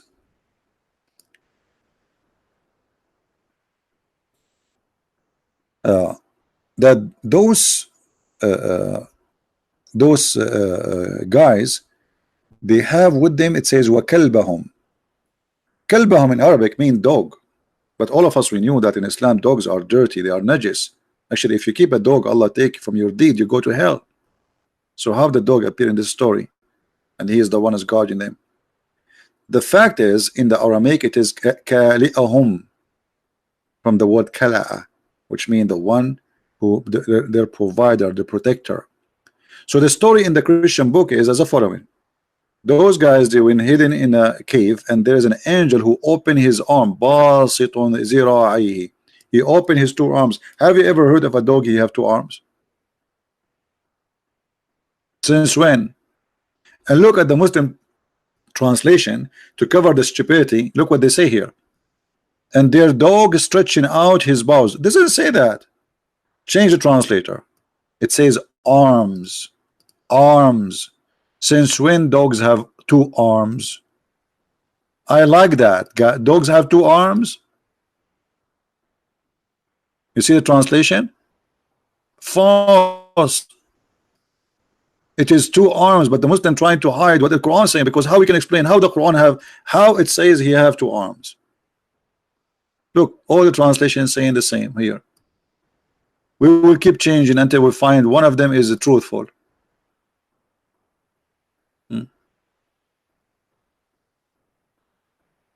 See, all of them, they are lying. If we take the word zira'i in Arabic and we post it in Google translation, we will find right away that the word arms, the word zira'i is arm.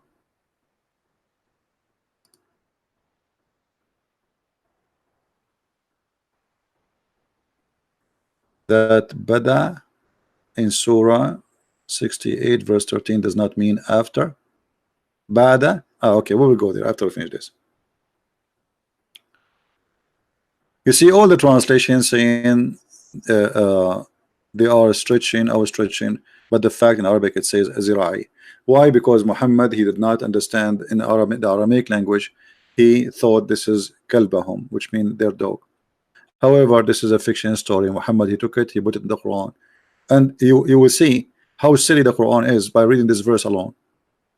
Some people, they say, speaking about those seven sleepers, so the people will say now, they are three and their dog is now is the fourth, and some they say they are five and their dog is six, and some they say they are seven and their dog is number eight. I mean, what this is? Just tell us their number. And then the answer what? Say, Muhammad, only my Lord know their number. So what is the number? What the point of saying some they say they are three and their dog is number four? Some they say they are four and their dog is number five. Some they say number six and their dog is number seven. Some they say they are seven and their dog is number eight. Give us the number, man. What okay, obviously this guy, he do not know. They ask him, okay, how many they are? Because Muhammad is a liar. Each time he tell the story, he tell it differently. He's not sure really what the number is. So they are asking him, okay, what is the number? And he was afraid to give the number because it's going to get busted. So he said, some they say this, some they say that, some they say that, and Allah only knows. And not only that, look how silly. My Lord knows their number. No one know them except a few. You just said no one know them except a few, and my Lord know the number. So what the number? You just said only few knows.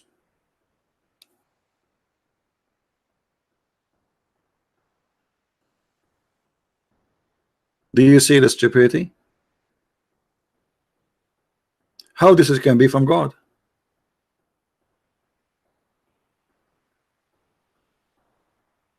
Now, somebody about chapter 68 verse number 13, he says does not mean after. All right,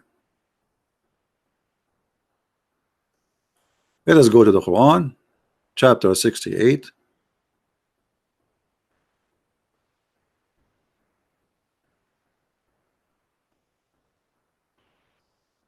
All right, and then we go to verses 13. It says so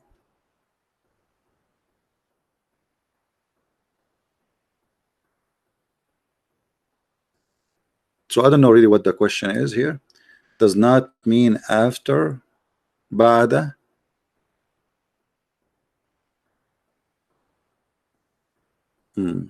So here he was the word ba'da does not mean. Okay, well, change the translator. You will find right away that the word, I mean, this is silly. When a Muslim he says the word ba'da, okay, let us find different verse using the word ba'da.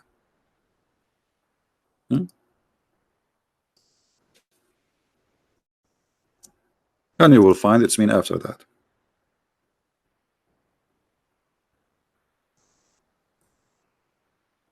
I mean, this is a basics Arabic. Who in the world when saying such a statement?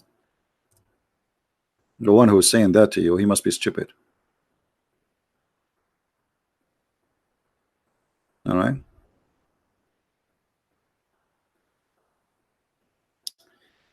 Uh, if we go to this verse, this is the word bada, and this is the translation.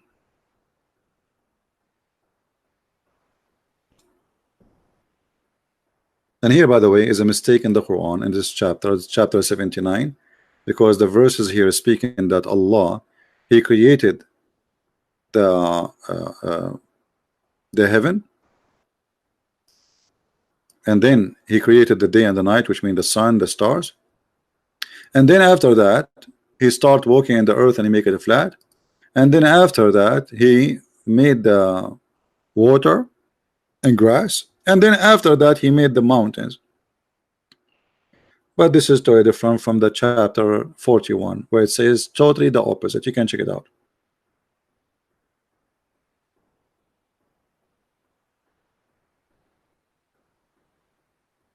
If the word bada does not have nothing to do with timing, so why we use it? Always the word bada is for something will happen after.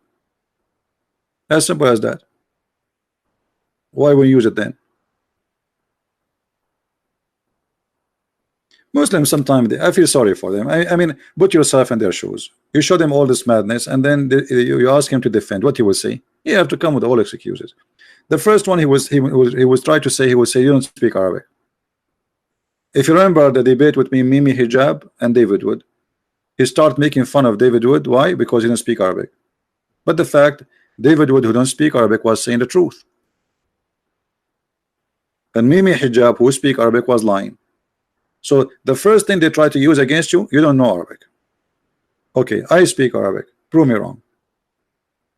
And this is why always they try to speak to somebody who don't speak Arabic, so they can play with the meaning translation, because most of the answers is based on false translations.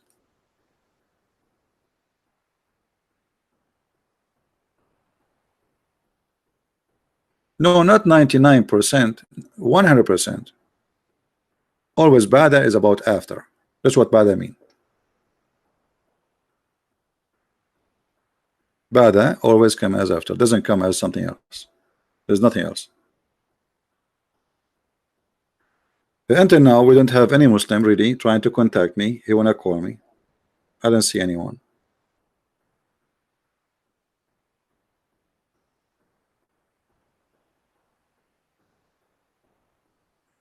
Anyone?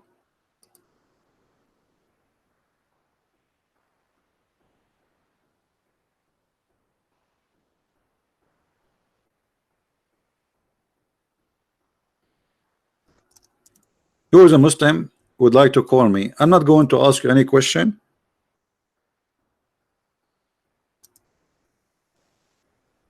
You call me and you tell me anything good about Islam. Anything.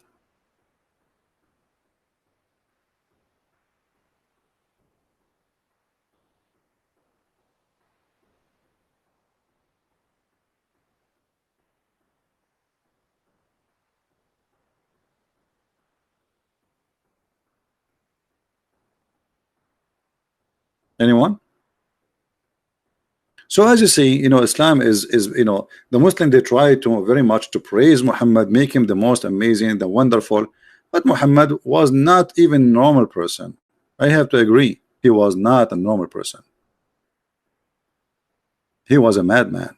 There's no question about that. Even the Muslims, they admit that Muhammad was not normal in a negative way.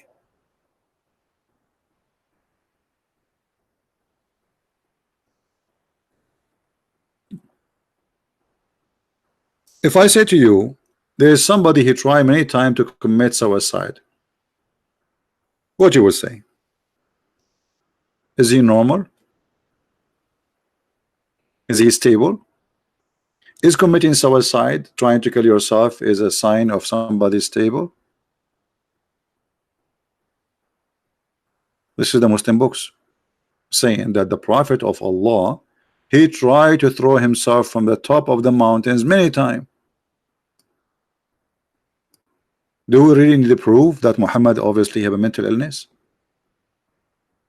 The story itself proving to us not only Muhammad is suffering from mental illness, but it's a continuous situation, and it's a kind of a silly. Each time, read carefully, the Prophet becomes so sad, as we have heard, that he intended several times to throw himself from the top of the high mountains. Several times. Do you see the word several times? Why Muhammad trying to kill himself several times? What he was trying to, what lead him into such a point? I mean, you are lucky, you are prophet of God, you are the final prophet. Allah, he gave you power of 40 men in bed. Even me, I don't have that. I have 39. So why a man like this, the best of the booty, as many women as you wish, fifth of every attack, and yet you want to commit suicide? I mean, what's wrong with you? Several times, and look what happened. Each time Muhammad, he tried to commit suicide, what happened? This is Muhammad's story, remember, because he is all alone there. And every time he went up to the top of the mountain in order to throw himself down, Jibreel, again Jibreel, here we go, Jibreel is coming. Jibreel would appear before him and say, oh Muhammad, you are indeed Allah messenger. Okay, so what the reason Muhammad want to kill himself? Muhammad don't believe he's a messenger. Do you see it?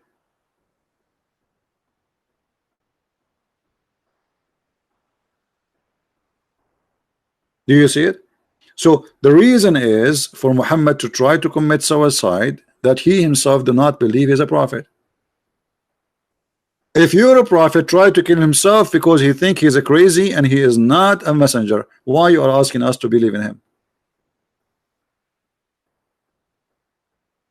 And then after Jibreel, he says to him, you are truly a messenger of Allah. What will happen?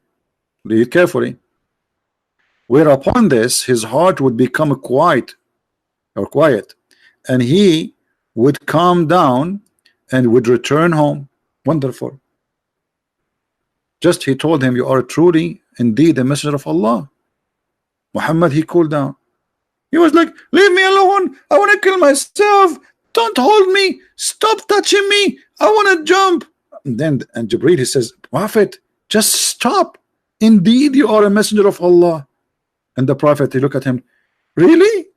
Yes, you can ask even the Pink Panther.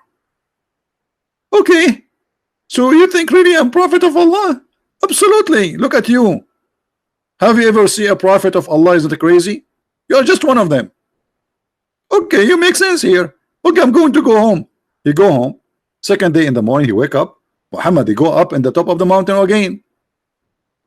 He climbed the mountain, and whenever the period of the coming inspiration used to become long, he would do as before. Like, what the heck with this guy?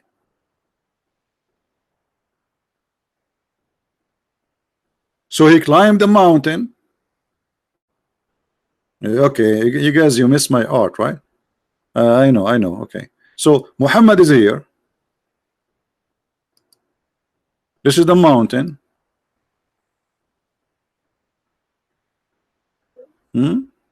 This is the mountain, and Muhammad, he climbed the mountain. Muslims, it's okay if we say Muhammad, brother, without saying Allah pray on him?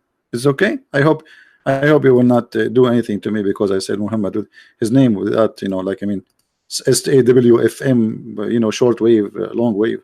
So Muhammad, brother, he climbed the mountain. He's here now. Muhammad is here, brother. Muhammad is here. Muhammad is here. Muhammad is here. Muhammad is here. Here. I feel sorry for him. Here, he can't breathe no more. And now he is in the top of the mountain, and he want to throw himself. And then Jibreel appeared in front of him, and he hold him from his panty. Well, why Jibreel don't appear for him here before he go to the mountain in his home? The poor guy, he climbed the mountain all the way to the top of the mountain, and now you appear for him. What about you tell him before you go?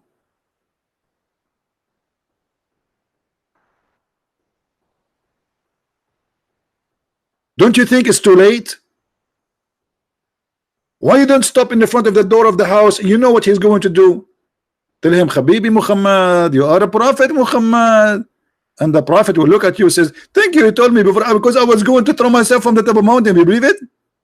Habibi Muhammad, don't do that, Muhammad. Here we go. I told you before you go to the mountain, he'd climb all the way. I think Muhammad was trying to lose weight. So he do hiking, and God knows how hard it is to climb a mountain. And then when he arrived in the top, Muhammad, he said, Jibreel said to him, Habibi Muhammad, don't do that, Muhammad. Muhammad, he says to him, leave me alone. Leave Brittany alone. I want to commit suicide. I'm sick of this life. I hate myself.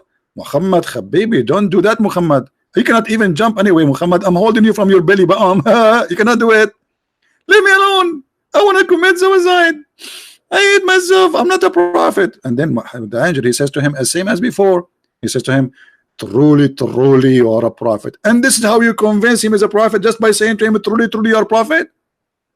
I mean, how easy it is. You say to a guy, truly, truly, you are a prophet. He became like, okay, I am a prophet. Okay, I believe you. A second ago, he was going to kill himself. A second after, just because you said to him, indeed, you are a prophet, right away he said, okay. Okay, why you don't remember that yesterday you told him the same? Why second day is doing it? So either you have to admit that Muhammad is a madman, stupid, or he's fabricating the story. You tell me which one. Master Harun, you want to call me? Call me. Who's holding you? Do you need invitation? Any Muslim can call me. You are welcome.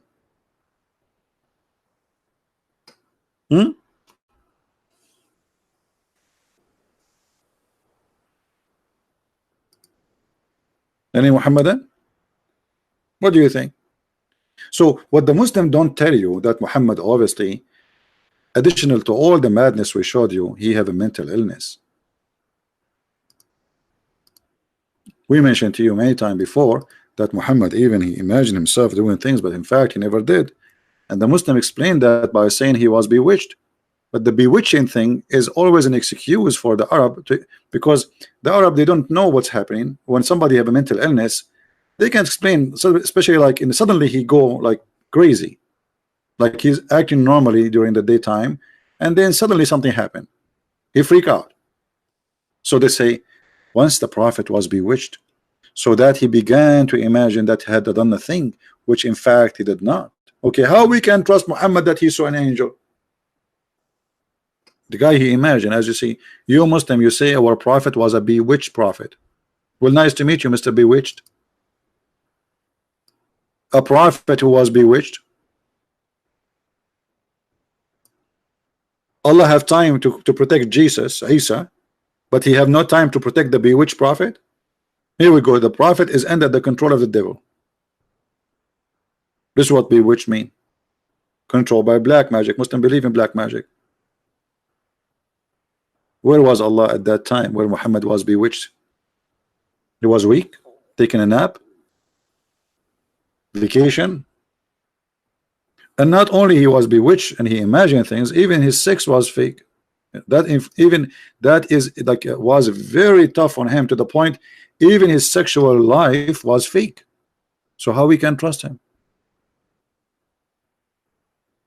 The Prophet continued for such a period of time, imagining that he had slept, had boom with his wives, but in fact he did not. So what he was doing when he imagined he was having sex, what he was doing exactly? Eating falafel? How we can trust a guy like this? So even Islamic books, and until now we showed you nothing except Islamic books. Even Islamic books witness that Muhammad is mentally ill.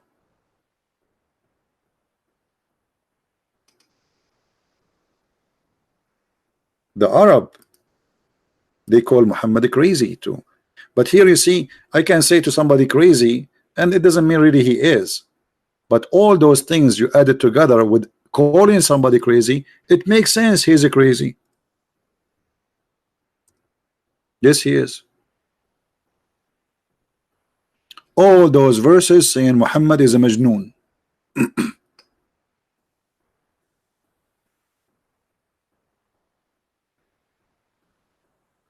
Do you see it? This, the Arab, they did not find it amazing. They found this guy is a crazy man.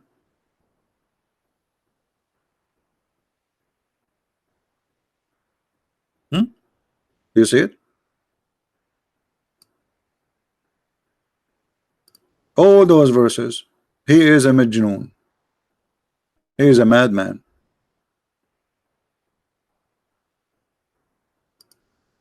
This was the opinion of the Arab on Muhammad.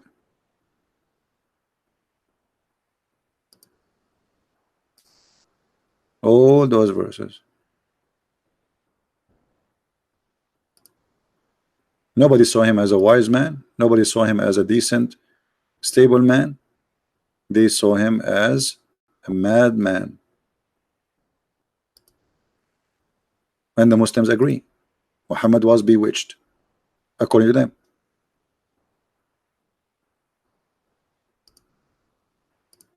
And look how many times.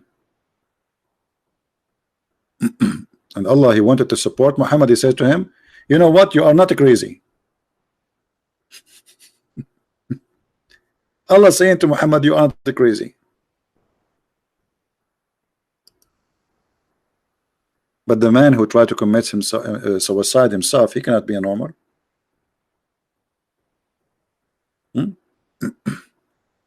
People they call Noah Majnoon before. So Muhammad, don't you are not our first one. Even Noah they call him Majnoon. But Noah did not try to commit suicide. He did not say I was bewitched, imagine myself having sex. He did not say stupid things.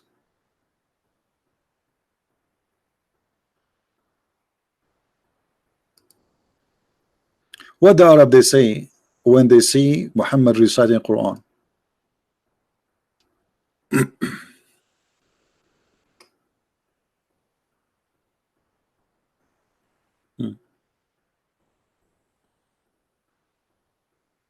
Anyone?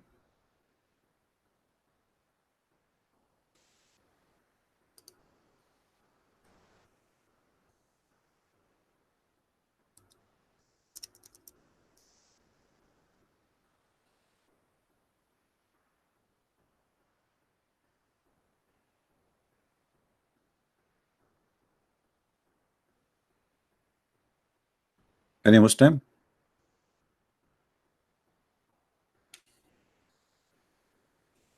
And by the way, the Quran is not a poet. It's a stupid book. It's not the Arabic is horrible. I can make 10 times better than the Quran. What 10 times? A million times better than the Quran. And don't say Jesus Akbar, my friend. This is an insult to Jesus. Akbar mean bigger. We don't worship idols, and Jesus is not an idol. Any Muslim?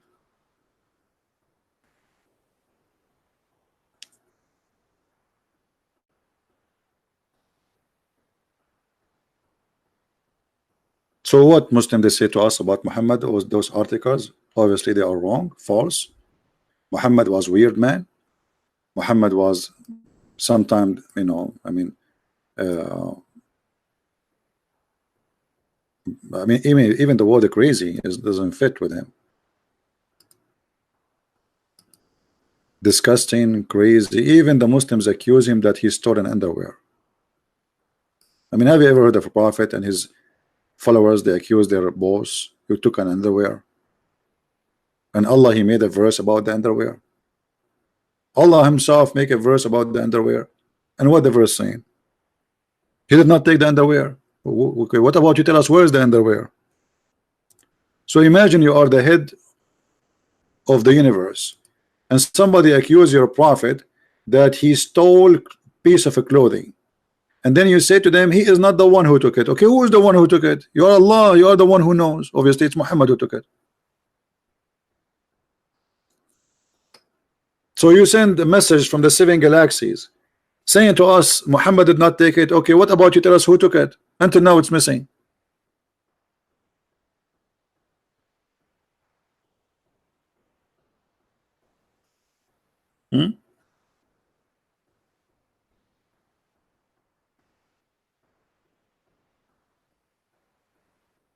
You know, for Allah to make Muhammad clear from this crime, he just say, okay, the guy who took it, his name is etc.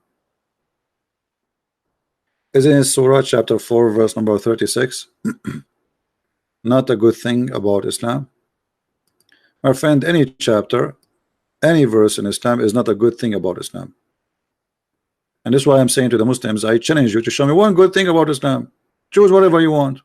What good thing?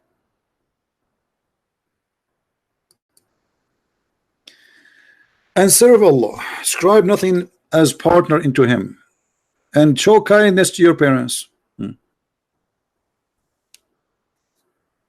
Muhammad saying show kindness to your parents. So what we would do with the chapter 9 verse 23?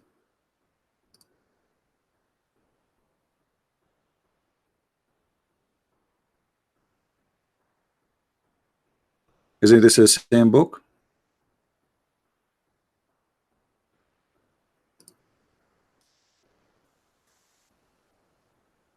We cannot take your father as a friend. How we show kindness? By not taking them as a friends. They are your enemy. Is that how you show kindness? You cannot take them as a friends. Your parents, your mother, your father, and even your brothers from your blood, you cannot take them as friends. So when you see a verses in the Quran, you might say, okay, here look like sound Muhammad is a good guy. Look, he's teaching that you should be nice to your parents. Even they quote for you. Do you know that Muhammad, he says that heaven is under the feet of the mothers? Well, heaven under the feet of the mothers, but mothers, they will go to hell. So what the Muslim explained that to you, that mothers will go to hell, but you go to heaven if you are nice to them. How stupid is that? You know what I mean? Isn't it Muhammad, he says that most of women, they are going to go to hell?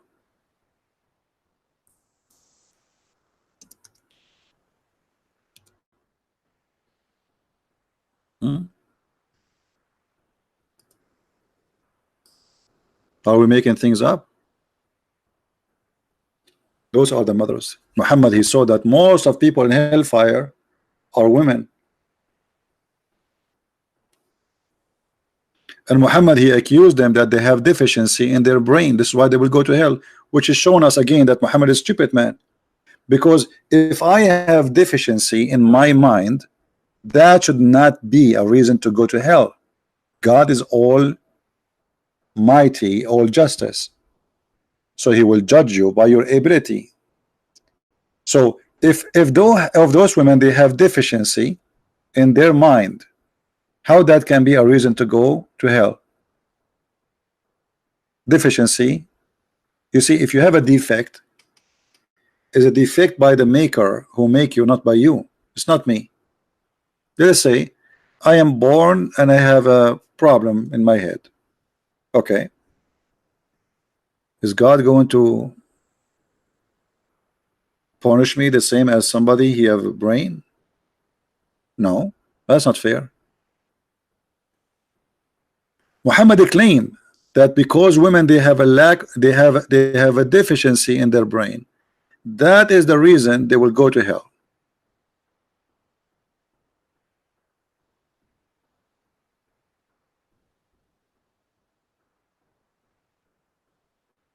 Lacking of intellect. Have you ever heard of a stupid argument like this? Intelligence deficiency is something not of my choice. I can wish to be the most smart person in the whole world, but it's not a choice I can make. The one who made me. So how Allah is the one who made us? Yet because he made us with deficiency, we will go to hell. I have not seen anyone more deficient in intelligence and religion than you. Muhammad is speaking to who? To women.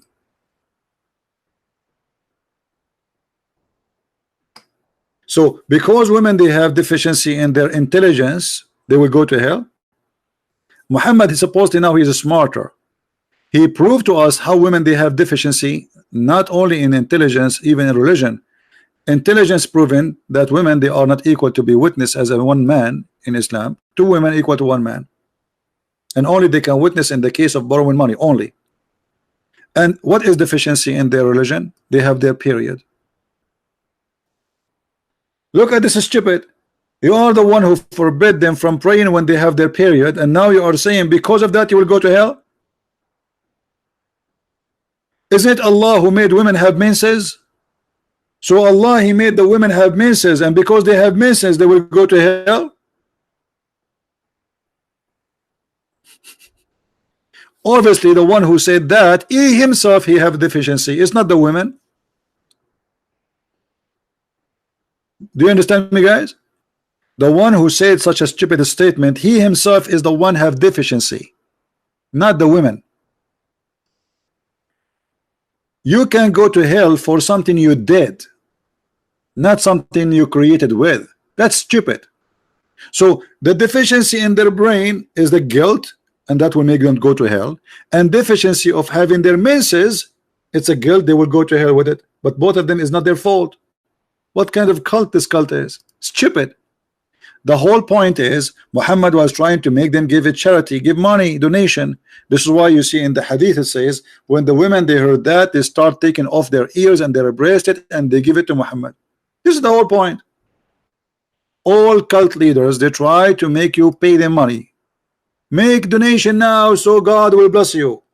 Give your money now so God will forgive you. And this is exactly. Okay, a second ago they will go to hell. Now after they give you their earring and their bracelet, they will go to heaven. All cult leaders, they share the same thing. Where's your money? So the whole story here is about what? About giving me your money. That's why Muhammad in the Quran, he said, give Allah a loan, a mortgage, Allah will forgive you. Mimi Hijab, after he finished his debate in 1 hour, he made a video. Oh, I want to give Allah mortgage so Allah will forgive your sin. He quoted this chapter.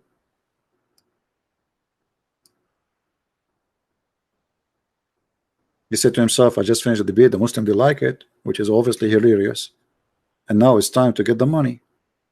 Not even an hour after, he made the video saying, if you lend into Allah a good loan, He would double it for you and forgive you. Why, if you give Allah, why if you give Muhammad money, who Allah will take the money? Muhammad.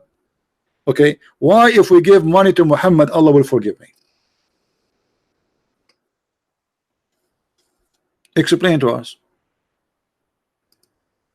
Just give you money and forgiven, and not only that, Allah will double it to me. Double it where? It's a bribe. You cannot bribe God. If you donate to Christian Prince, do you think you can go to hell or to heaven? That's have nothing to do with donation. You donate to Christian Prince, you do not donate to Christian Prince, you cannot bribe God. If a Christian Prince ever said to you, if you donate to me, you will go to etc. here or there, he's lying to you. People who ask you to give your money to be forgiven, obviously they are a scam. God don't forgive because you give some money. God can forgive you for being a person who repent, a person who is changing his life, who he was something bad and he became something different. He repent. He asked for forgiveness. He helped others. So the donation is not the way to go to heaven. And the one who says that to you is absolutely a liar, and he is trying to fool you.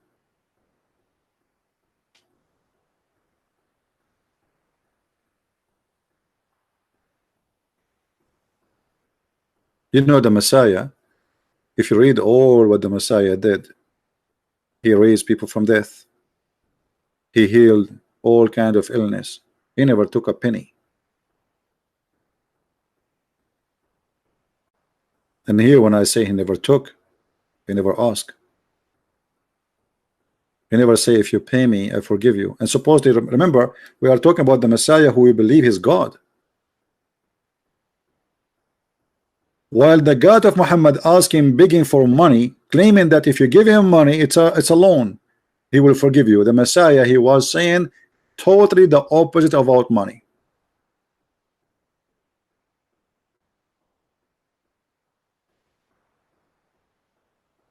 All cult leaders, they share the same thing: money, sex, power, property, etc.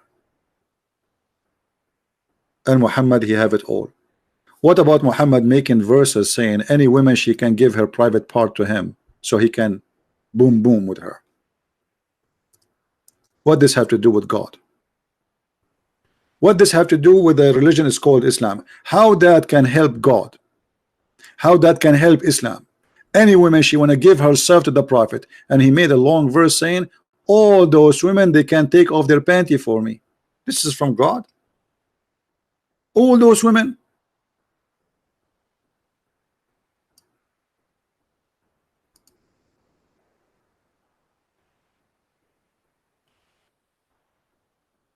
Somebody saying, CP, you can't do that now. If you deceive you're a student, we accept that. I don't know what you mean. What kind of a prophet? He says any woman she want to give herself to the Prophet, and this is a privilege for him. And look, the Muslim, by the way, they translate the word yastankihuha, which is ing, if in her, not marrying her, as a privilege only to thee. All of this about women, a privilege only to thee. Isn't it obvious? So we have God, he have a law for mankind. All of them, they have law, except Muhammad, he have a privilege.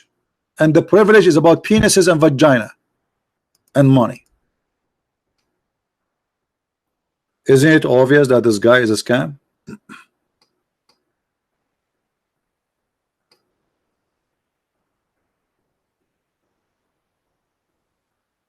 Privilege to thee? Why Muhammad seeking privilege, and why Allah gave Muhammad the privilege about his private part? What does this have to do with God? Okay, Muhammad, now he have women lying up in the front of his door taking off his panty, and how that will make God happy? You see, when we speak about God, everything have a reason. So ask yourself, what is the reason behind this? What this verse accomplished to Allah? Allah sitting in his office, he is the creator of the universe. Do you know how big the universe? And now Allah sitting in his office, and he's writing this article saying a privilege for the Prophet. Any woman she can take off her panty and go with him in the bed, only for the Prophet. And Allah will look at Muhammad. Are you happy now, Muhammad? Are you happy now? Are you happy? And the Prophet says, yes, Allah, please, thank you, Allah. Thank you, please, Allah, please. What is that? And then Muhammad, after he made this verse, women who they are not good looking at all start coming offering themselves, because those women, they are not asking really to sleep with Muhammad because they like to sleep with him, but they are looking for security. The second you sleep, the Prophet sleep with you, you will have a salary, you will have a house, you are protected. That's it. You are the girlfriend of the Prophet. And then when those not good looking women, I'm trying to avoid the word ugly, those women who they are not good looking start offering themselves, Muhammad, you want to get rid of them, like what I did. I just, any woman she gave herself, that's mean any woman, any believing women, old, young. I don't want those old ones. I don't want those. I want the good looking one. So he said, Allah, he gave me this verse. You can delay any of them when you wish, and you can sleep with any of them when you wish. So the women now, they can say, but you say to us, any woman she give herself to you, I want to give myself, take me. No, and you know. Always Muhammad, he used Allah as a puppet. So he made a verse saying any woman she can give herself so he can have sex with her, not to marry her. This is a lie. It's a privilege. But then this privilege is not working good, because not all those women are good looking. He want only good looking women, but he cannot say that. So he came with the second verse saying Allah told me I can delay or I can refuse as I wish. What is that?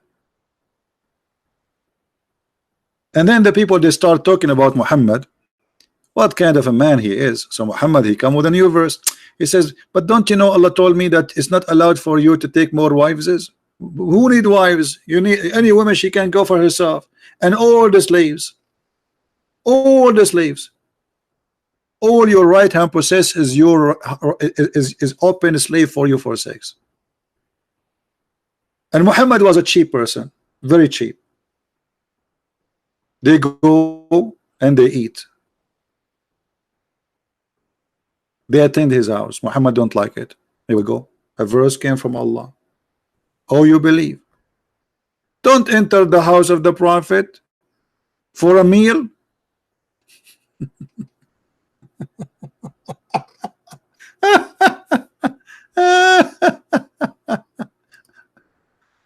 Okay, guys. I forgot to tell you that Allah told me that you are not allowed to visit a Christian prince when he have a meal in the table. Let me finish, okay, and meet you outside. Don't enter my house. What is that? This is a house of a prophet. The fifth of the booty. Any woman, she can give herself. Women, they are taking their earring and their bracelet, giving it to Muhammad, and now he is worried about a dish. A poor guy will come to his house and he will eat it.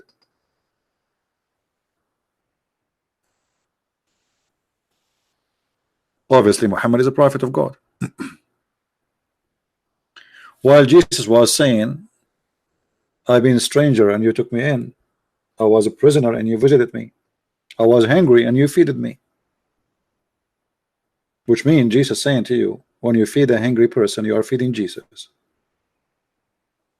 When you are merciful for all whatever kind of a human being, you are doing it to Jesus, not to that person. Muhammad was busy making verses saying, don't come to my house when I have food.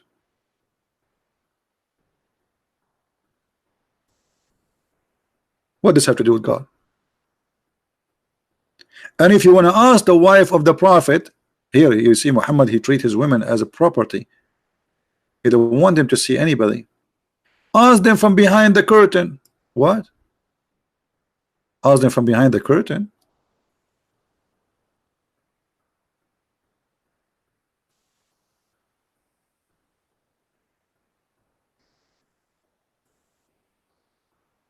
Why? The wives of the prophet were naked?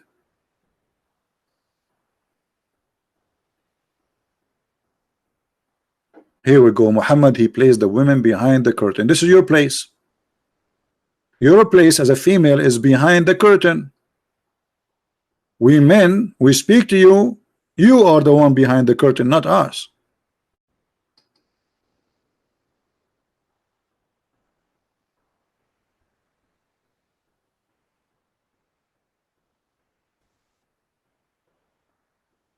What do you think, Muslims?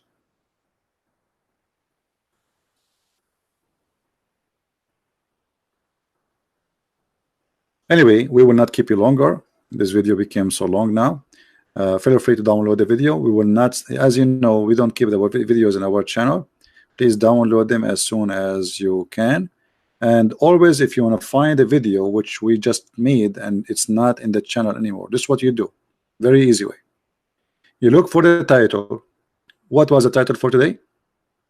10 things you should know about Prophet Muhammad. You learn, you search for that title and you go to filter in YouTube.